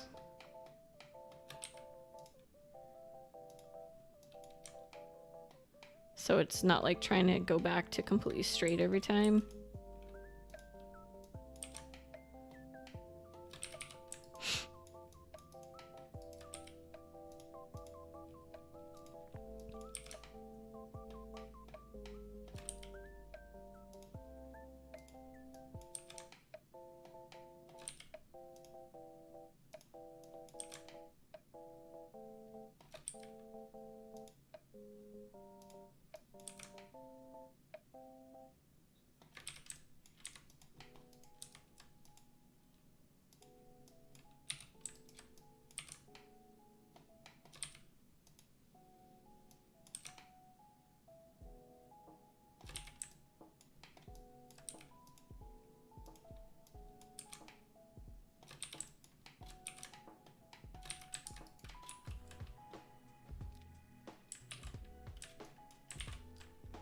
So there's our basis. Saturday streamer, hello! Welcome to the stream. It is indeed a Saturday, and I am streaming. Are you streaming this Saturday as well? Saturday streamer.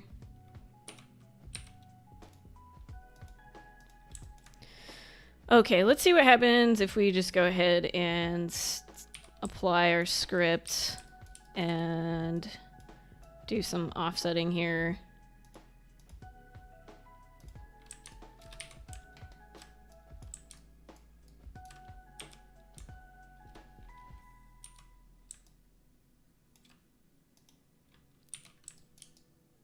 Interesting.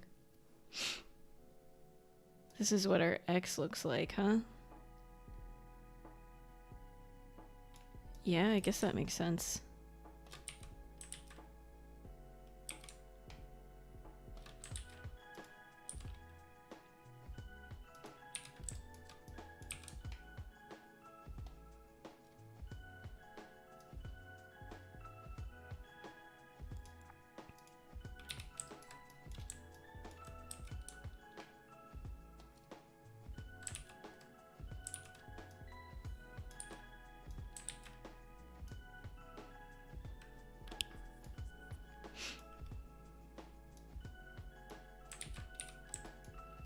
That's right, this doesn't like us to have in-between keys. Fine. I never used to want to do in-between keys until I started using this method, and now I like it a lot.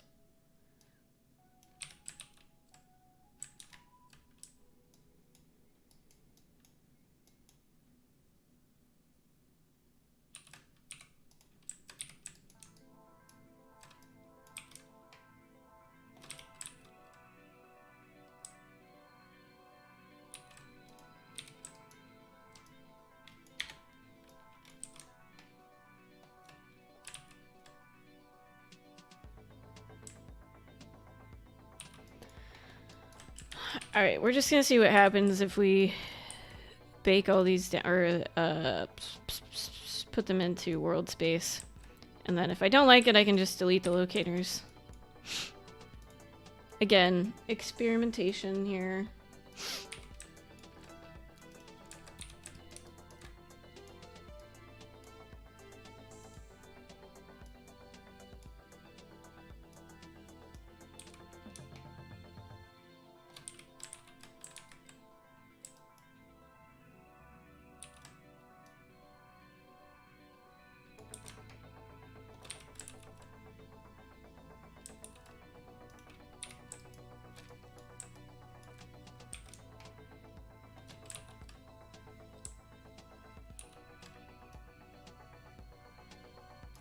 I'm gonna put a motion trail on this guy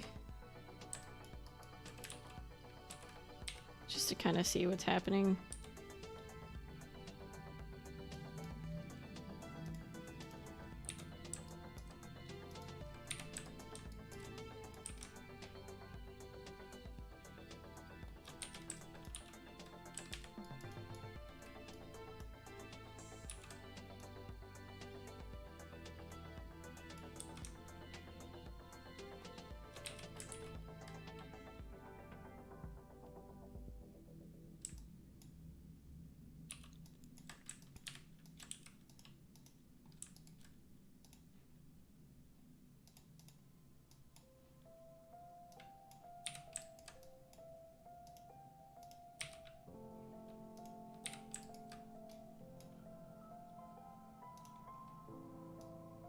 Yeah.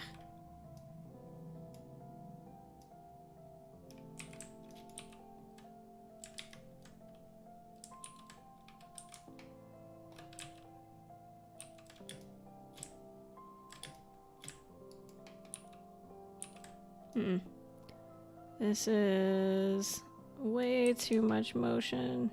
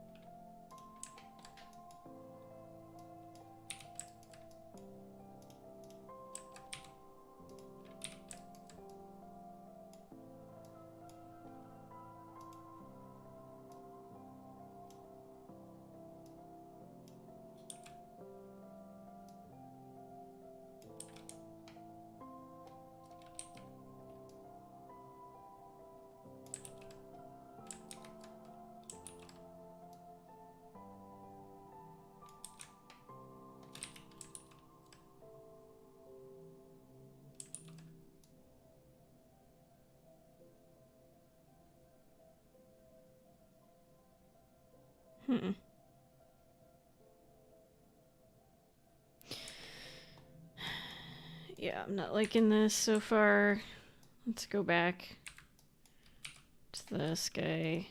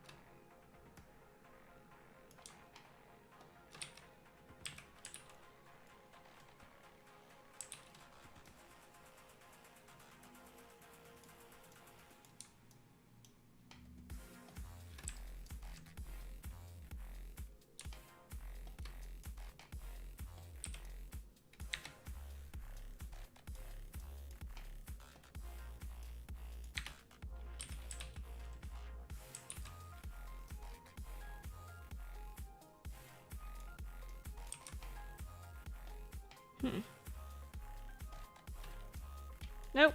Ah, crap.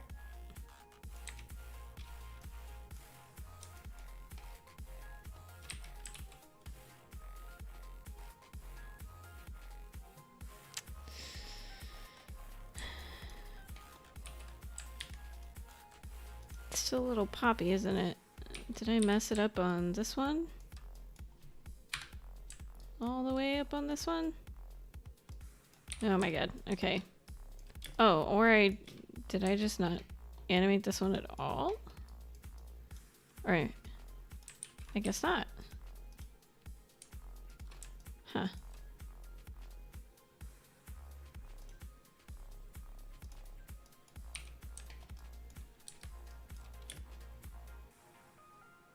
Oh, that had a crazy gimbal, didn't it?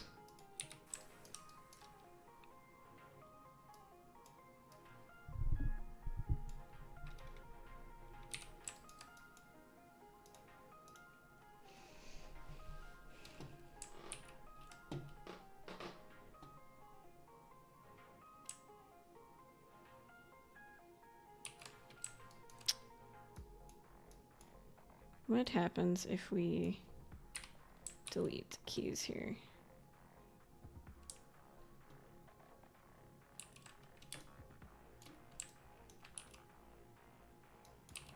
This motion trail is not updating, is it?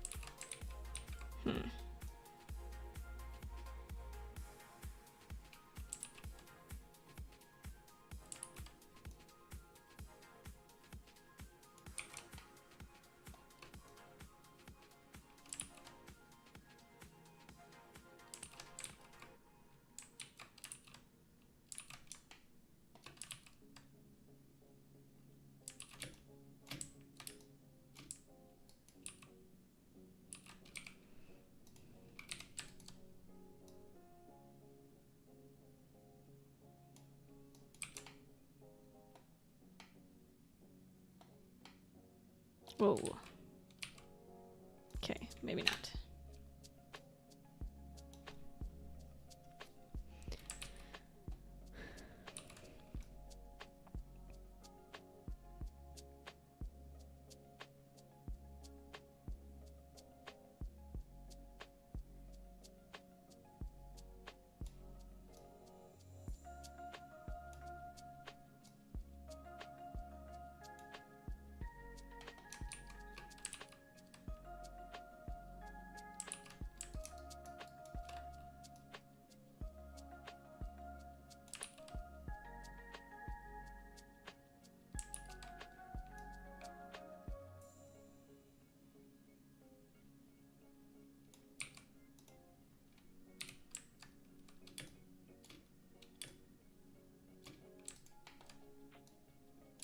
Tails are tricky business, guys.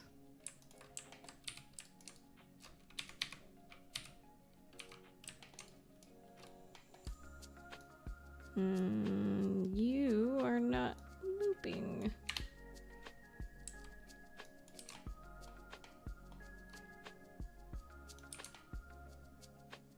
Ah.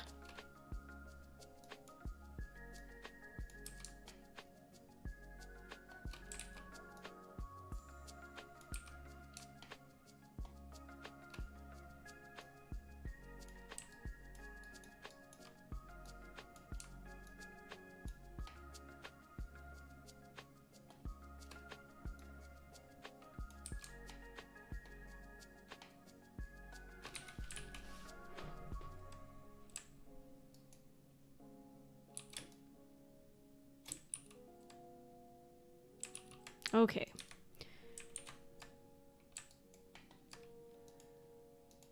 Let's try this again.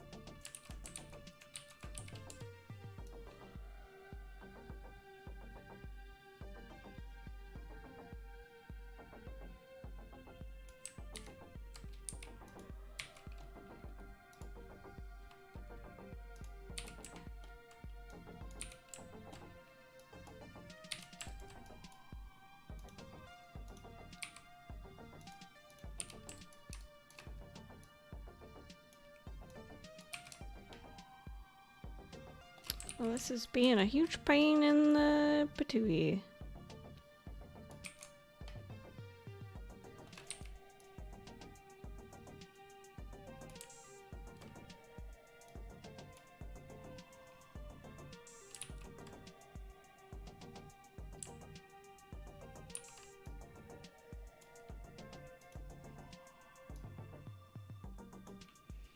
Are you worried about your keys not being snapped? I never tried that actually. Yes and no. That's why I always like bake everything down when I have them placed. But sometimes I want like the motion to just be in between frames.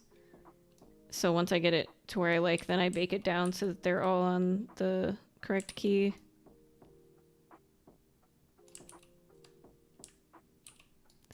Well, this motion trail is worthless because it's not updating, so I'm just going to remove it.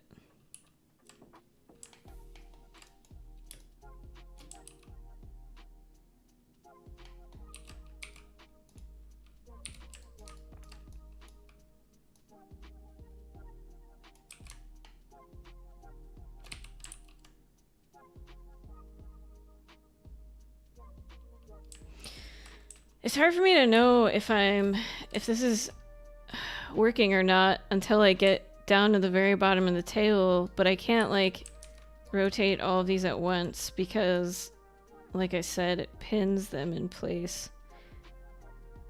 Actually, I could just do rotation on all of these at once, perhaps. Right? Would that work? What if I go in here? If I change this? Yeah, okay. I could do that. Instead of this like 1x1 thing. Well, I'm almost done. So let's just see how it turns out if I go. Keep going down here.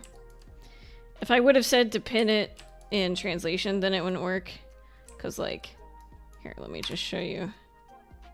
If I do this, and then I say both. Now if I try to rotate this guy, that one just like stays in place and it makes it super messed up, which is not what I would want in this particular case. And so sometimes that can be useful, but in this case, I've just been doing rotation. So now if I rotate that, it is actually rotating the controls below, but it still stays in like global space rotation. So it's doing that calculation for me. So I might actually want to redo this. How many tries does it take to animate a tail, guys? Like, I know I could have just done this by hand and maybe gotten something decent by now, but essentially I'm trying to learn how to properly use this method with the script, because if I can figure out the best way to use it, it will save me time in the long run.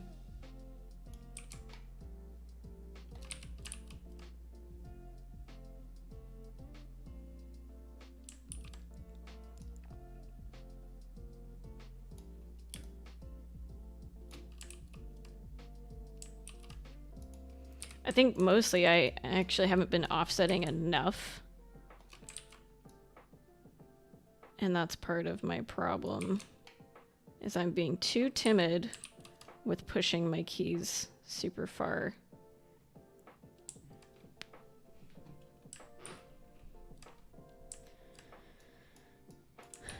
So yeah. Like, it's not looking terrible, honestly.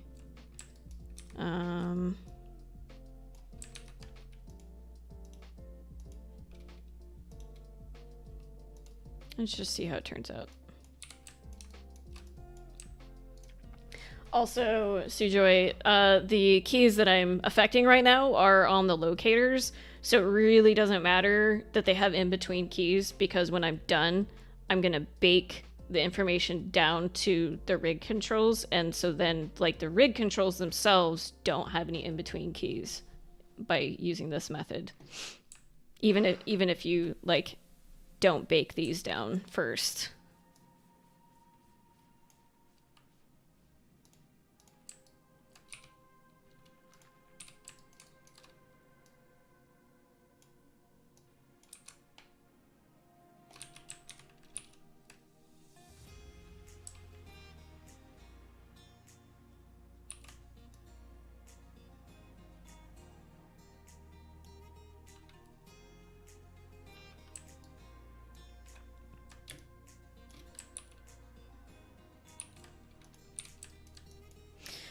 Okay. Yep. I'm just gonna... I know this is super annoying to see me, like, fiddle back and forth here, but... Alright, I'm gonna keep this one the way it is. This is a learning process for me. Never used this on a tail before, but we're just gonna select all of these. And we're gonna offset them, like, together so that I can be consistent with how much I'm offsetting them. Now I just gotta hit rotation a whole bunch of times for every key or every control I have selected.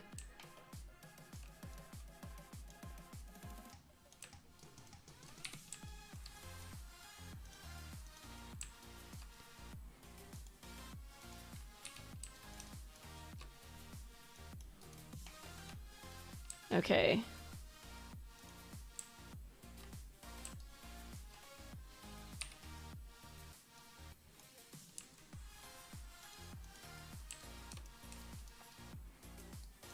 Let's see what happens, guys.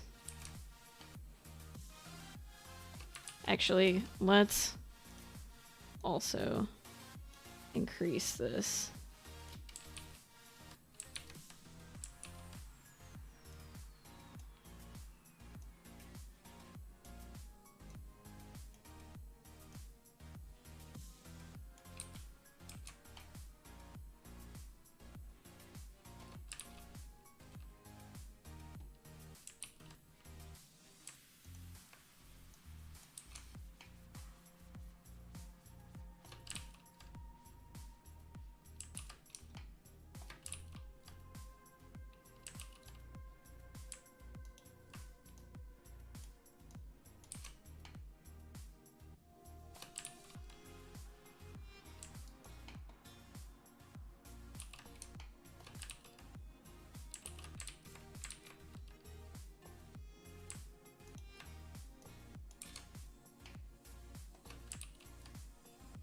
Oh my god, I don't think I'm... Oh no, I'm doing it wrong. I shouldn't do it this way. I'm not being particular enough with which one I was selecting. I was like, this looks really wrong. What's happening? And it's because I was not choosing the right ones in here. I thought I'd try and be quick with it, but it wasn't gonna work out.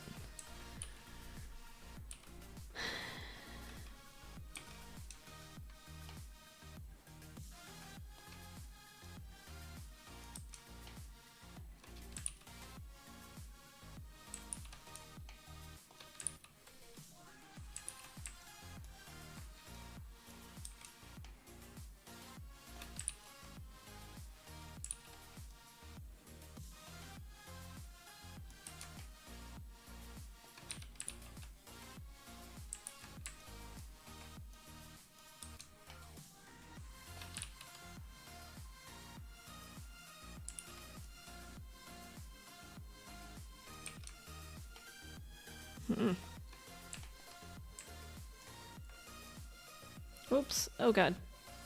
Whoa. I don't even know what that just was. Hey. Oh! I've never used that before.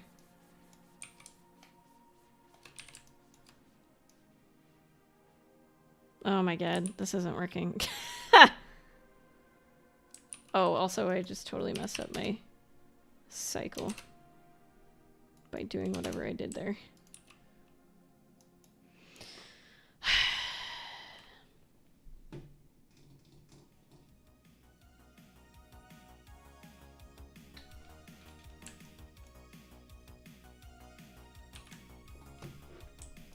This isn't working as well as I had hoped. My brain doesn't like this, guys.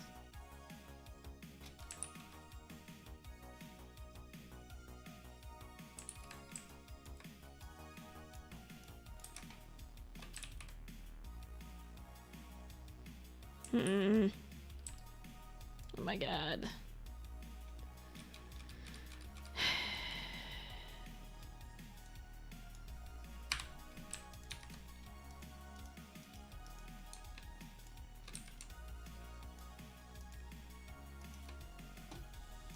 I'm sorry, this is really boring to watch.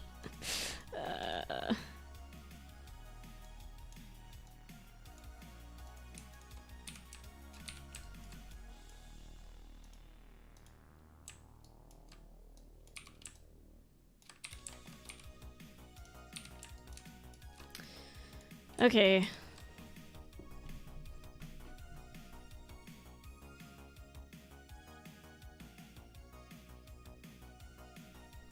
I'm just gonna try a super manual approach now, and we're just gonna offset these all by exactly the same each time. So we'll grab these, plus equals 3, deselect that one, plus equals 3. We're just gonna be super precise.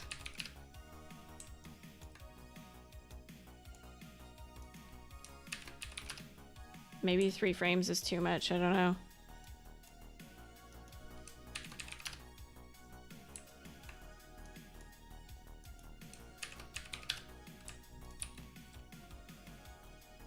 Yeah, that doesn't look good.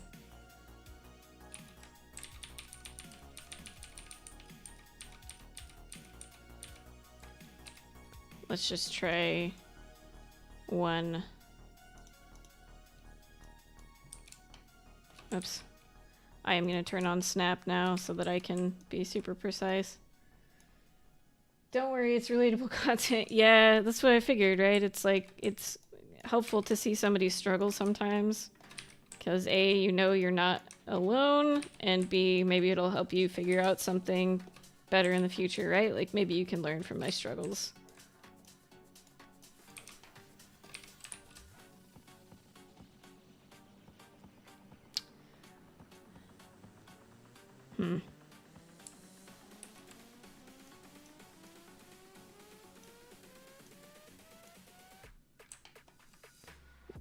Maybe I'm actually not offsetting it enough. So we're gonna try again.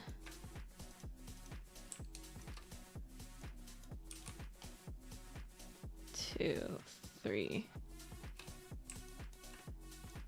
1, 2, 3. So this is technically 4 frames offset because we already did 1 frame.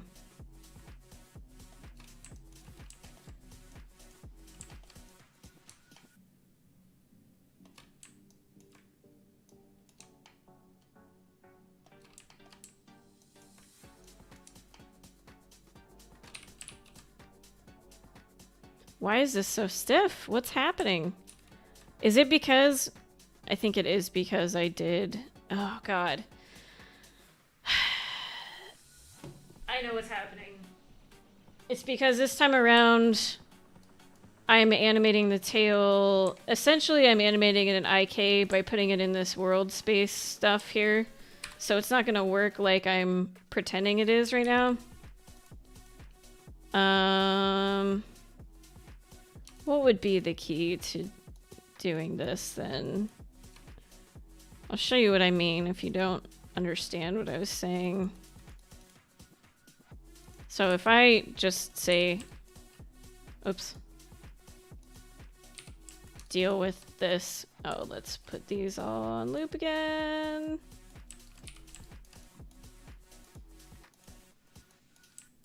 So if I just deal with this wins, rotate Y, and if I offset it, see how it's not actually affecting the ones below it because they're in IK now. So I might actually have to keep doing what I was doing and working on them one at a time.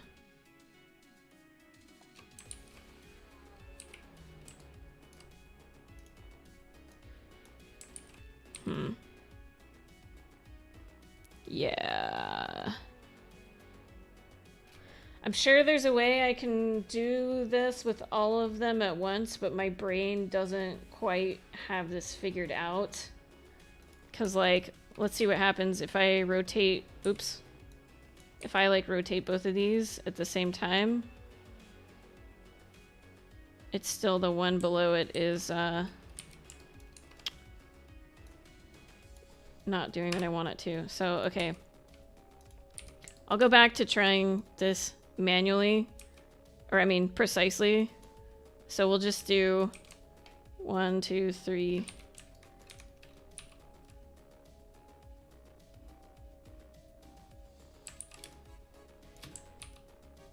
And I'm going to do the same thing with rotate Z. 1, 2, 3. So we're just going to do that the exact same instead of me trying to eyeball it like I was doing before. Unfortunately, it means putting these into loop one at a time, which is a little annoying.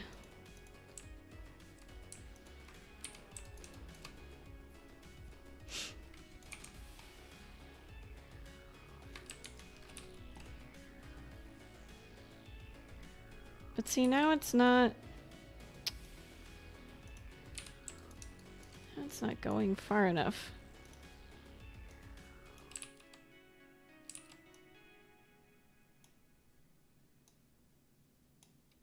Hmm.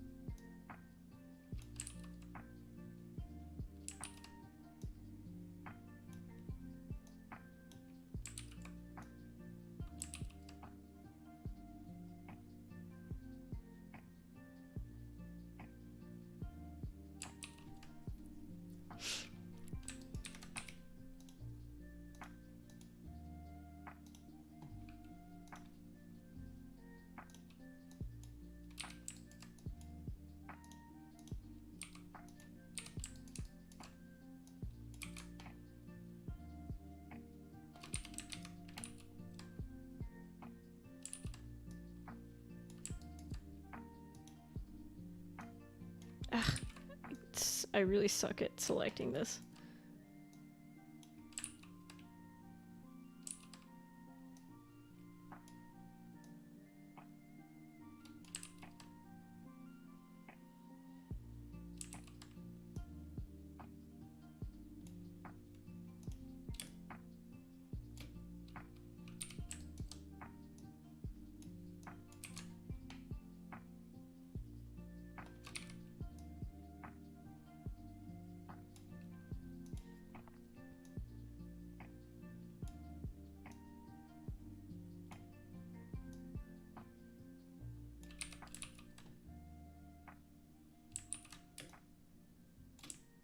Oops.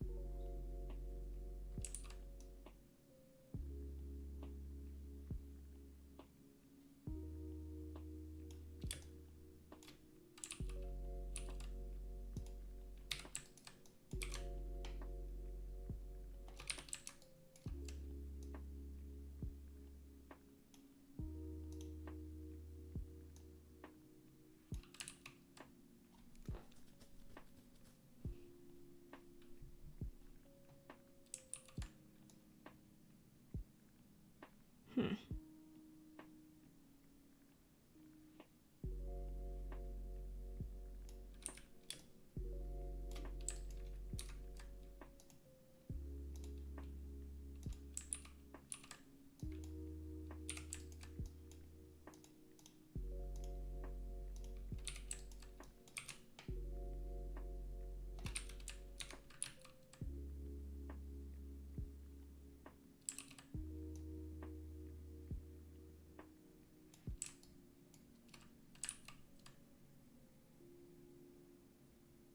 Well, it was working better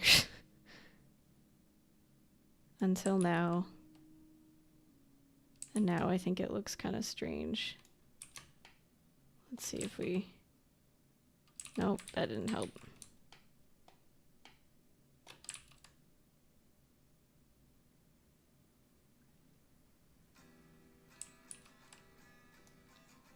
It's almost like these upper ones weren't rotating enough or something. Yeah, let's try messing with this guy.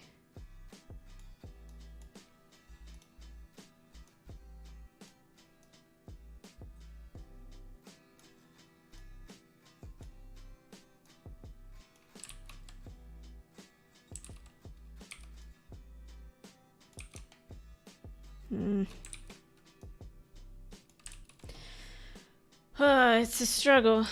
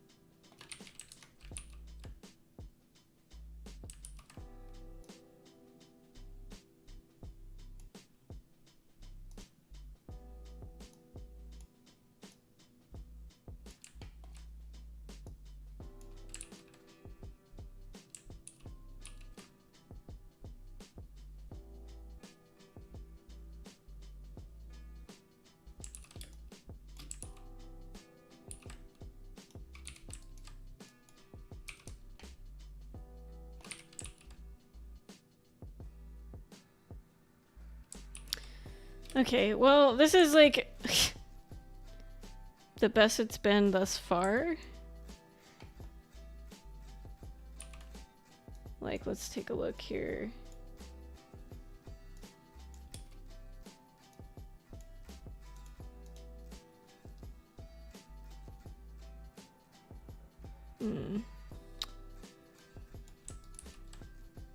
Yeah, I mean, part of it is just that this tail is so long. But let's see what happens. We're gonna bake this down onto these controls now.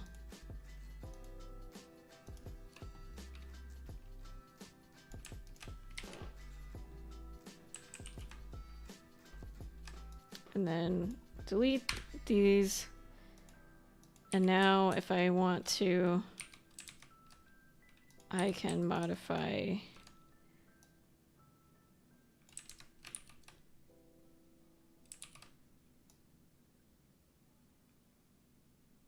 like maybe I should put all of these on a layer.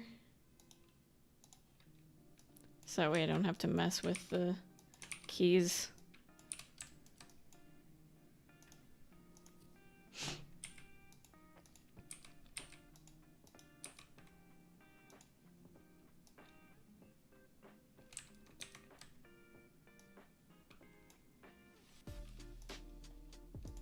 Of course, now this the rotation is different because before that was like the Y and now it's the Z, so that's a little weird, but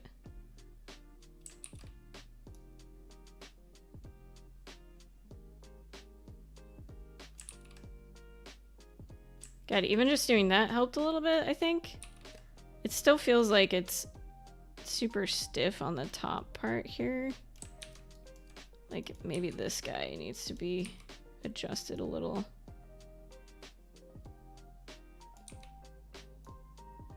Oh, okay. Guess it's this one. Yeah. Weird. What happens if I just move this? Whoa. Too much.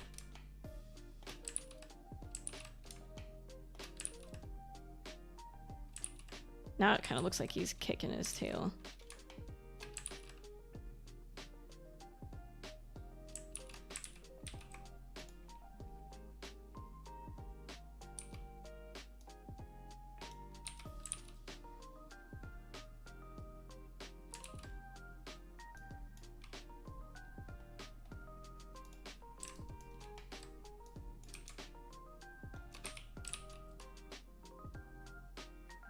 Yeah, it's almost like it was a little backwards or something with this top one. I think that's a little better.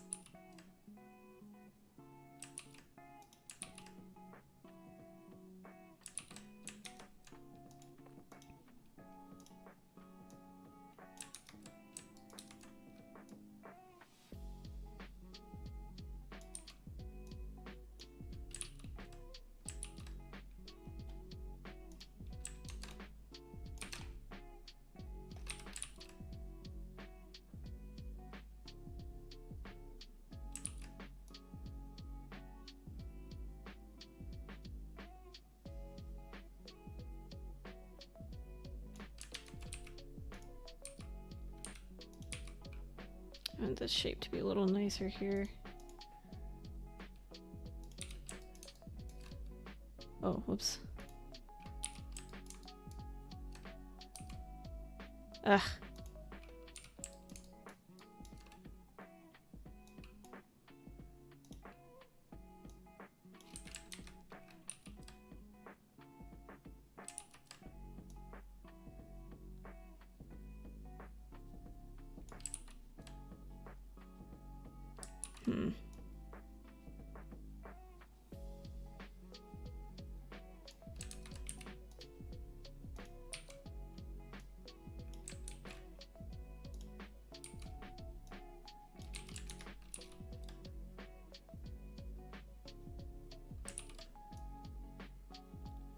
Yeah, because I think part of my issue here is that like the top part of his tail, I don't want it to be like super overlappy because it's like that's where his muscle is that's kind of holding it in place, right?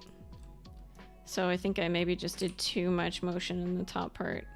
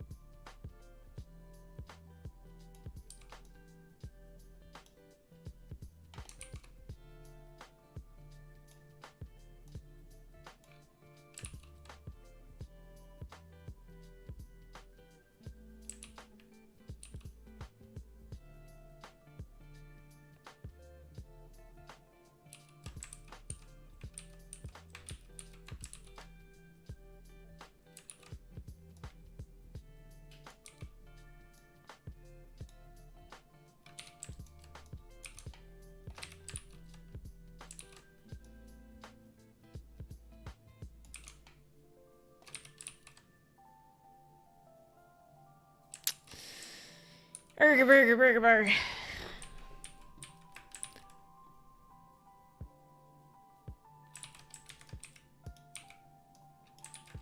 Am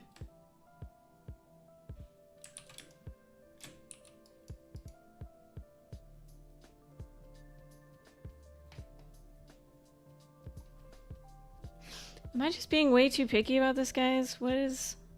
Or does it look funny to you still, too?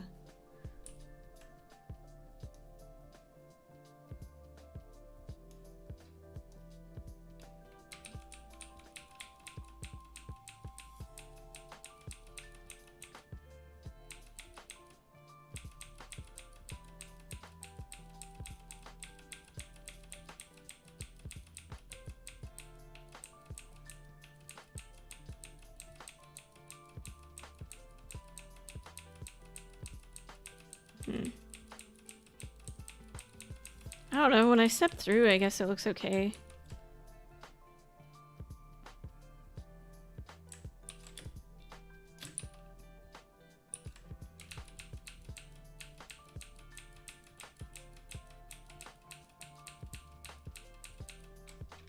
Let's put a motion trail on this guy, see what it looks like.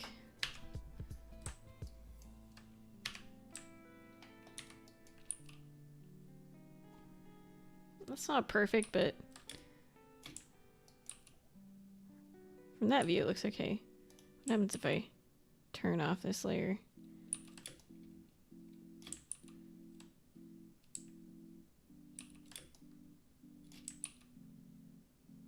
I think we made an improvement with our animation layer.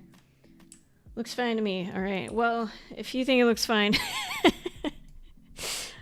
then I should stop finessing this because I'm just going to make it worse. I do think I improved it a little bit with that animation layer. Yeah. Because, like, what I'm looking at is right here. It looks like the tail is kind of stuck in place, and that's sort of what was bothering me. But now it's kind of moving, so I think I will bake that down. I know I could just merge the animation layer, but I like to do this because I feel like it has more control. So I like to bake it and then delete my layer. Okay, well, unless you guys see any other glaring issues, this is maybe a level close to done. Let's see what he looks like in motion.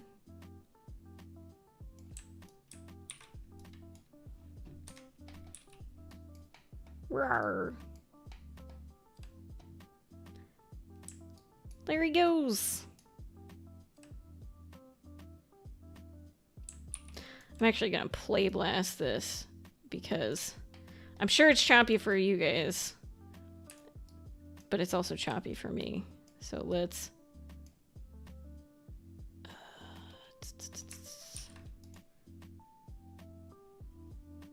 come on. Don't crash on me now, please. Oh. Really? Really, Maya? Well, thankfully I just saved. Oh no. My whole computer froze? Oh god. Oh god. Okay, okay. I'm back. Oh my god. I don't know if I froze on my stream or not, but my whole computer just froze. So that was scary.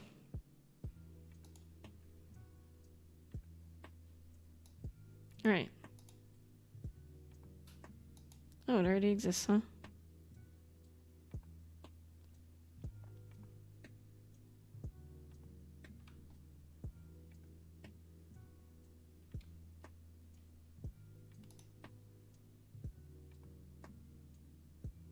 Yeah, that was super close. Like, I had just saved my Maya file, so if Maya had crashed, that wouldn't have been the end of the world, but if my computer crashed, then, you know, obviously my stream would have cut out and you guys wouldn't have known what happened. Yeah, that's not too bad. Like, there might actually be a little too much wobble in the head. God, it's like so blurry. But as far as the feet goes, I think that's okay. And the tail, I think that's okay as well. But yeah, let me like tone down the head motion just a little, the side to side.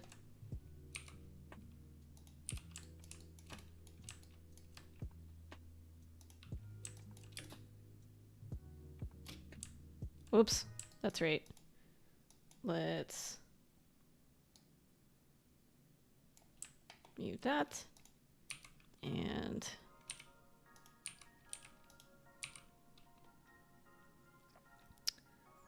where are you? Oh my gosh, it's like, I can't, I want rotate Z, please, thank you. Or no, actually, just kidding, I want rotate Y.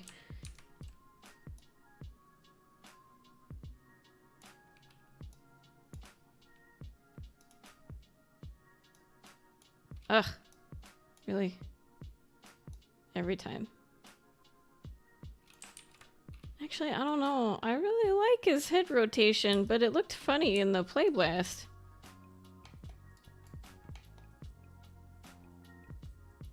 I mean, obviously it's not looping now. Let me change that.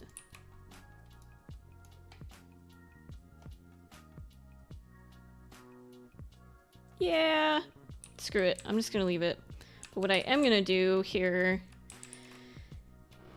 is we're going to we're gonna double loop this. So let's see.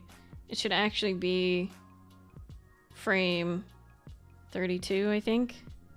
Since 17 and 0 are the same. Yes.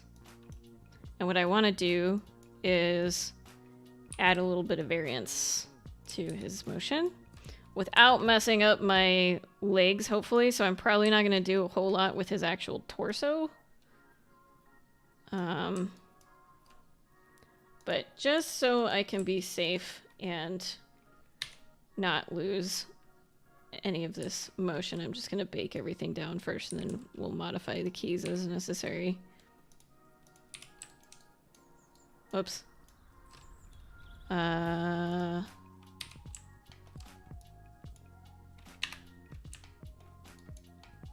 Ooh, is that already not looping?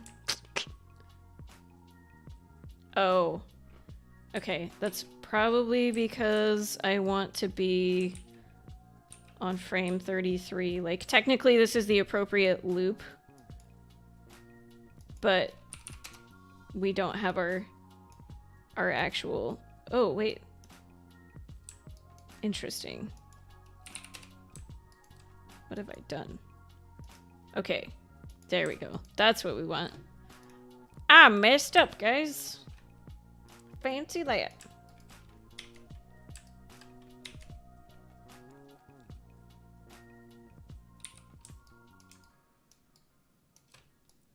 So now, because like technically if we were, you know, like rendering this out or something, we would want this to actually be frame 33 because we don't, otherwise we're going to see a like a sticky frame. If you're working in Unity, it will automatically take out the identical frame, but if you're working in Unreal, it won't. So if you're doing this for a game engine, it depends on which one you're doing, what your first and last frame should be. All right, so now we'll go in and... What is happening? Why do you still have a frame here?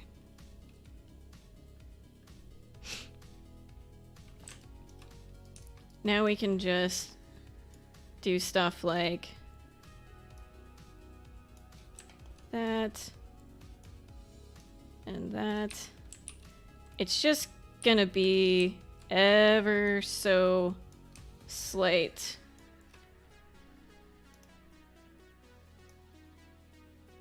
Honestly, I should be working on frame 34 though for this.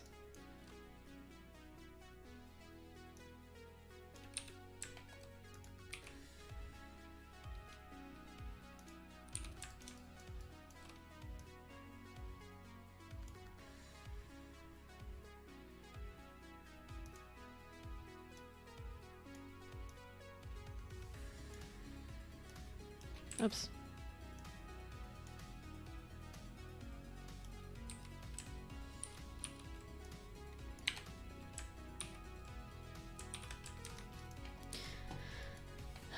Like, for the most part, you're probably not even gonna notice this stuff at full speed, but hopefully it will just give another level of an organic feeling.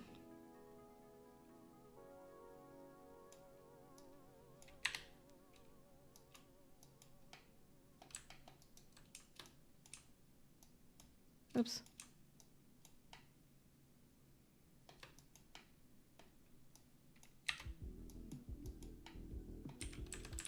And I'm pretty much only doing stuff that's not going to mess up my IK here. We can also select the tail and just do kind of a uniform Actually, we don't want this one though, because it's that's a different rotation, right? Or are they all the same? Okay, tail is all the same. So, actually, that's really messy. We might have to do one at a time here.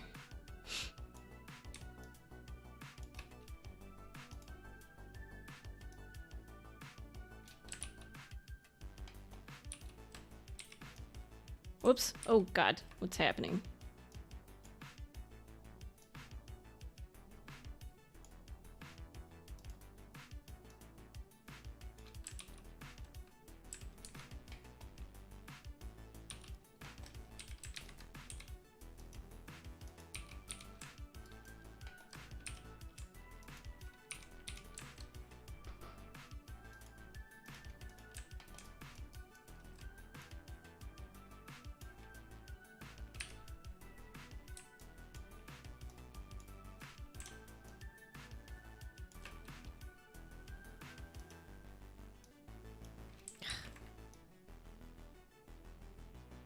Oh, hang on. We don't want that one to move. Oh, come on.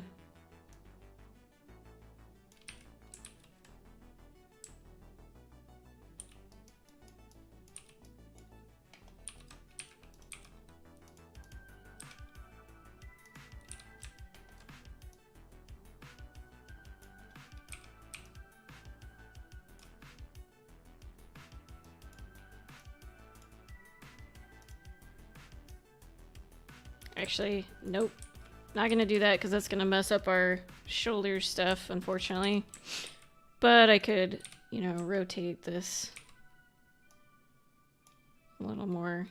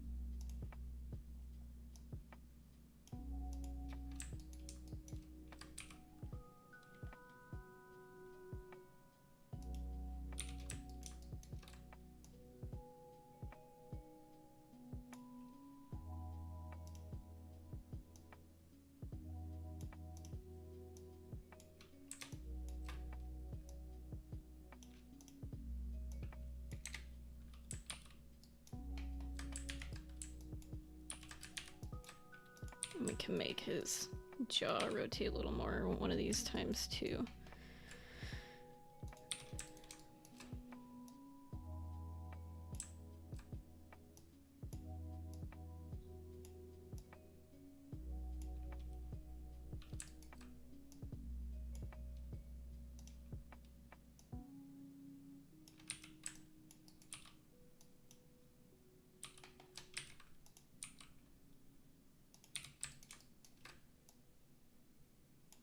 Let's grab this one.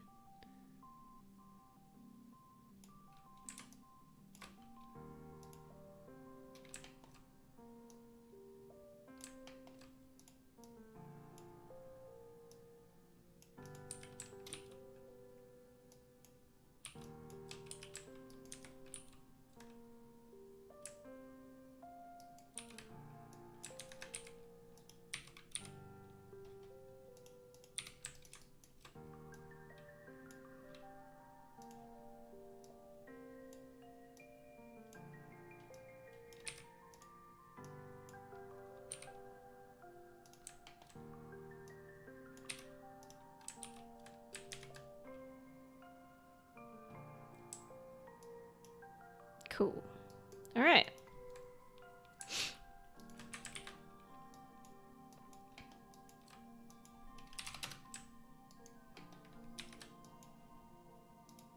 make sure it still looks okay when we've got it moving forward. Yeah.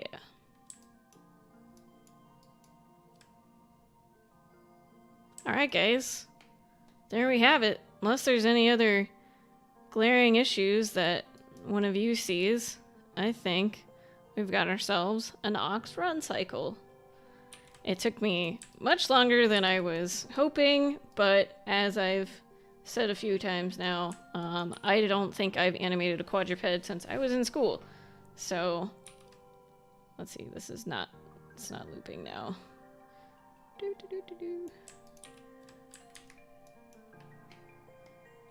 Did I mess it up again?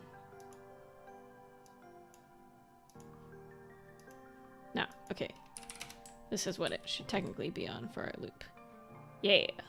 There we go.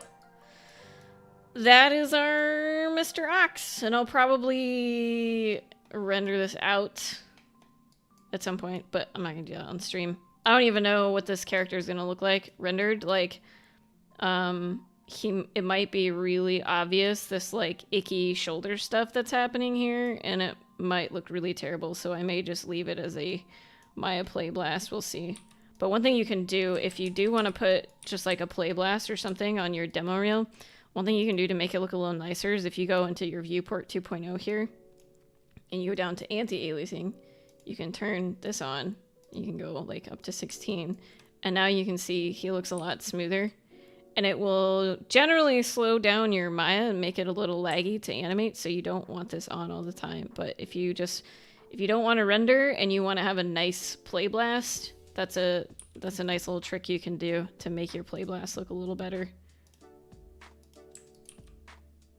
So anyway, I think that's gonna be it for this stream, guys, for this series. I haven't decided yet what the next animation is gonna be, so that is still up in the air, and I am open to ideas. No promises, but I'm open to ideas if anyone has anything in particular they'd like to see. I was thinking maybe I'd tackle a dialogue piece or something next, because I've been doing a lot of body mechanics stuff, but it's been a long time since I've done dialogue, which isn't a thing that's as common in games, but I still enjoy animating dialogue pieces. So let me know what you guys think. Anyway, thanks everyone for joining me in my stream, and I'll see you next time. Until then, stay foxy.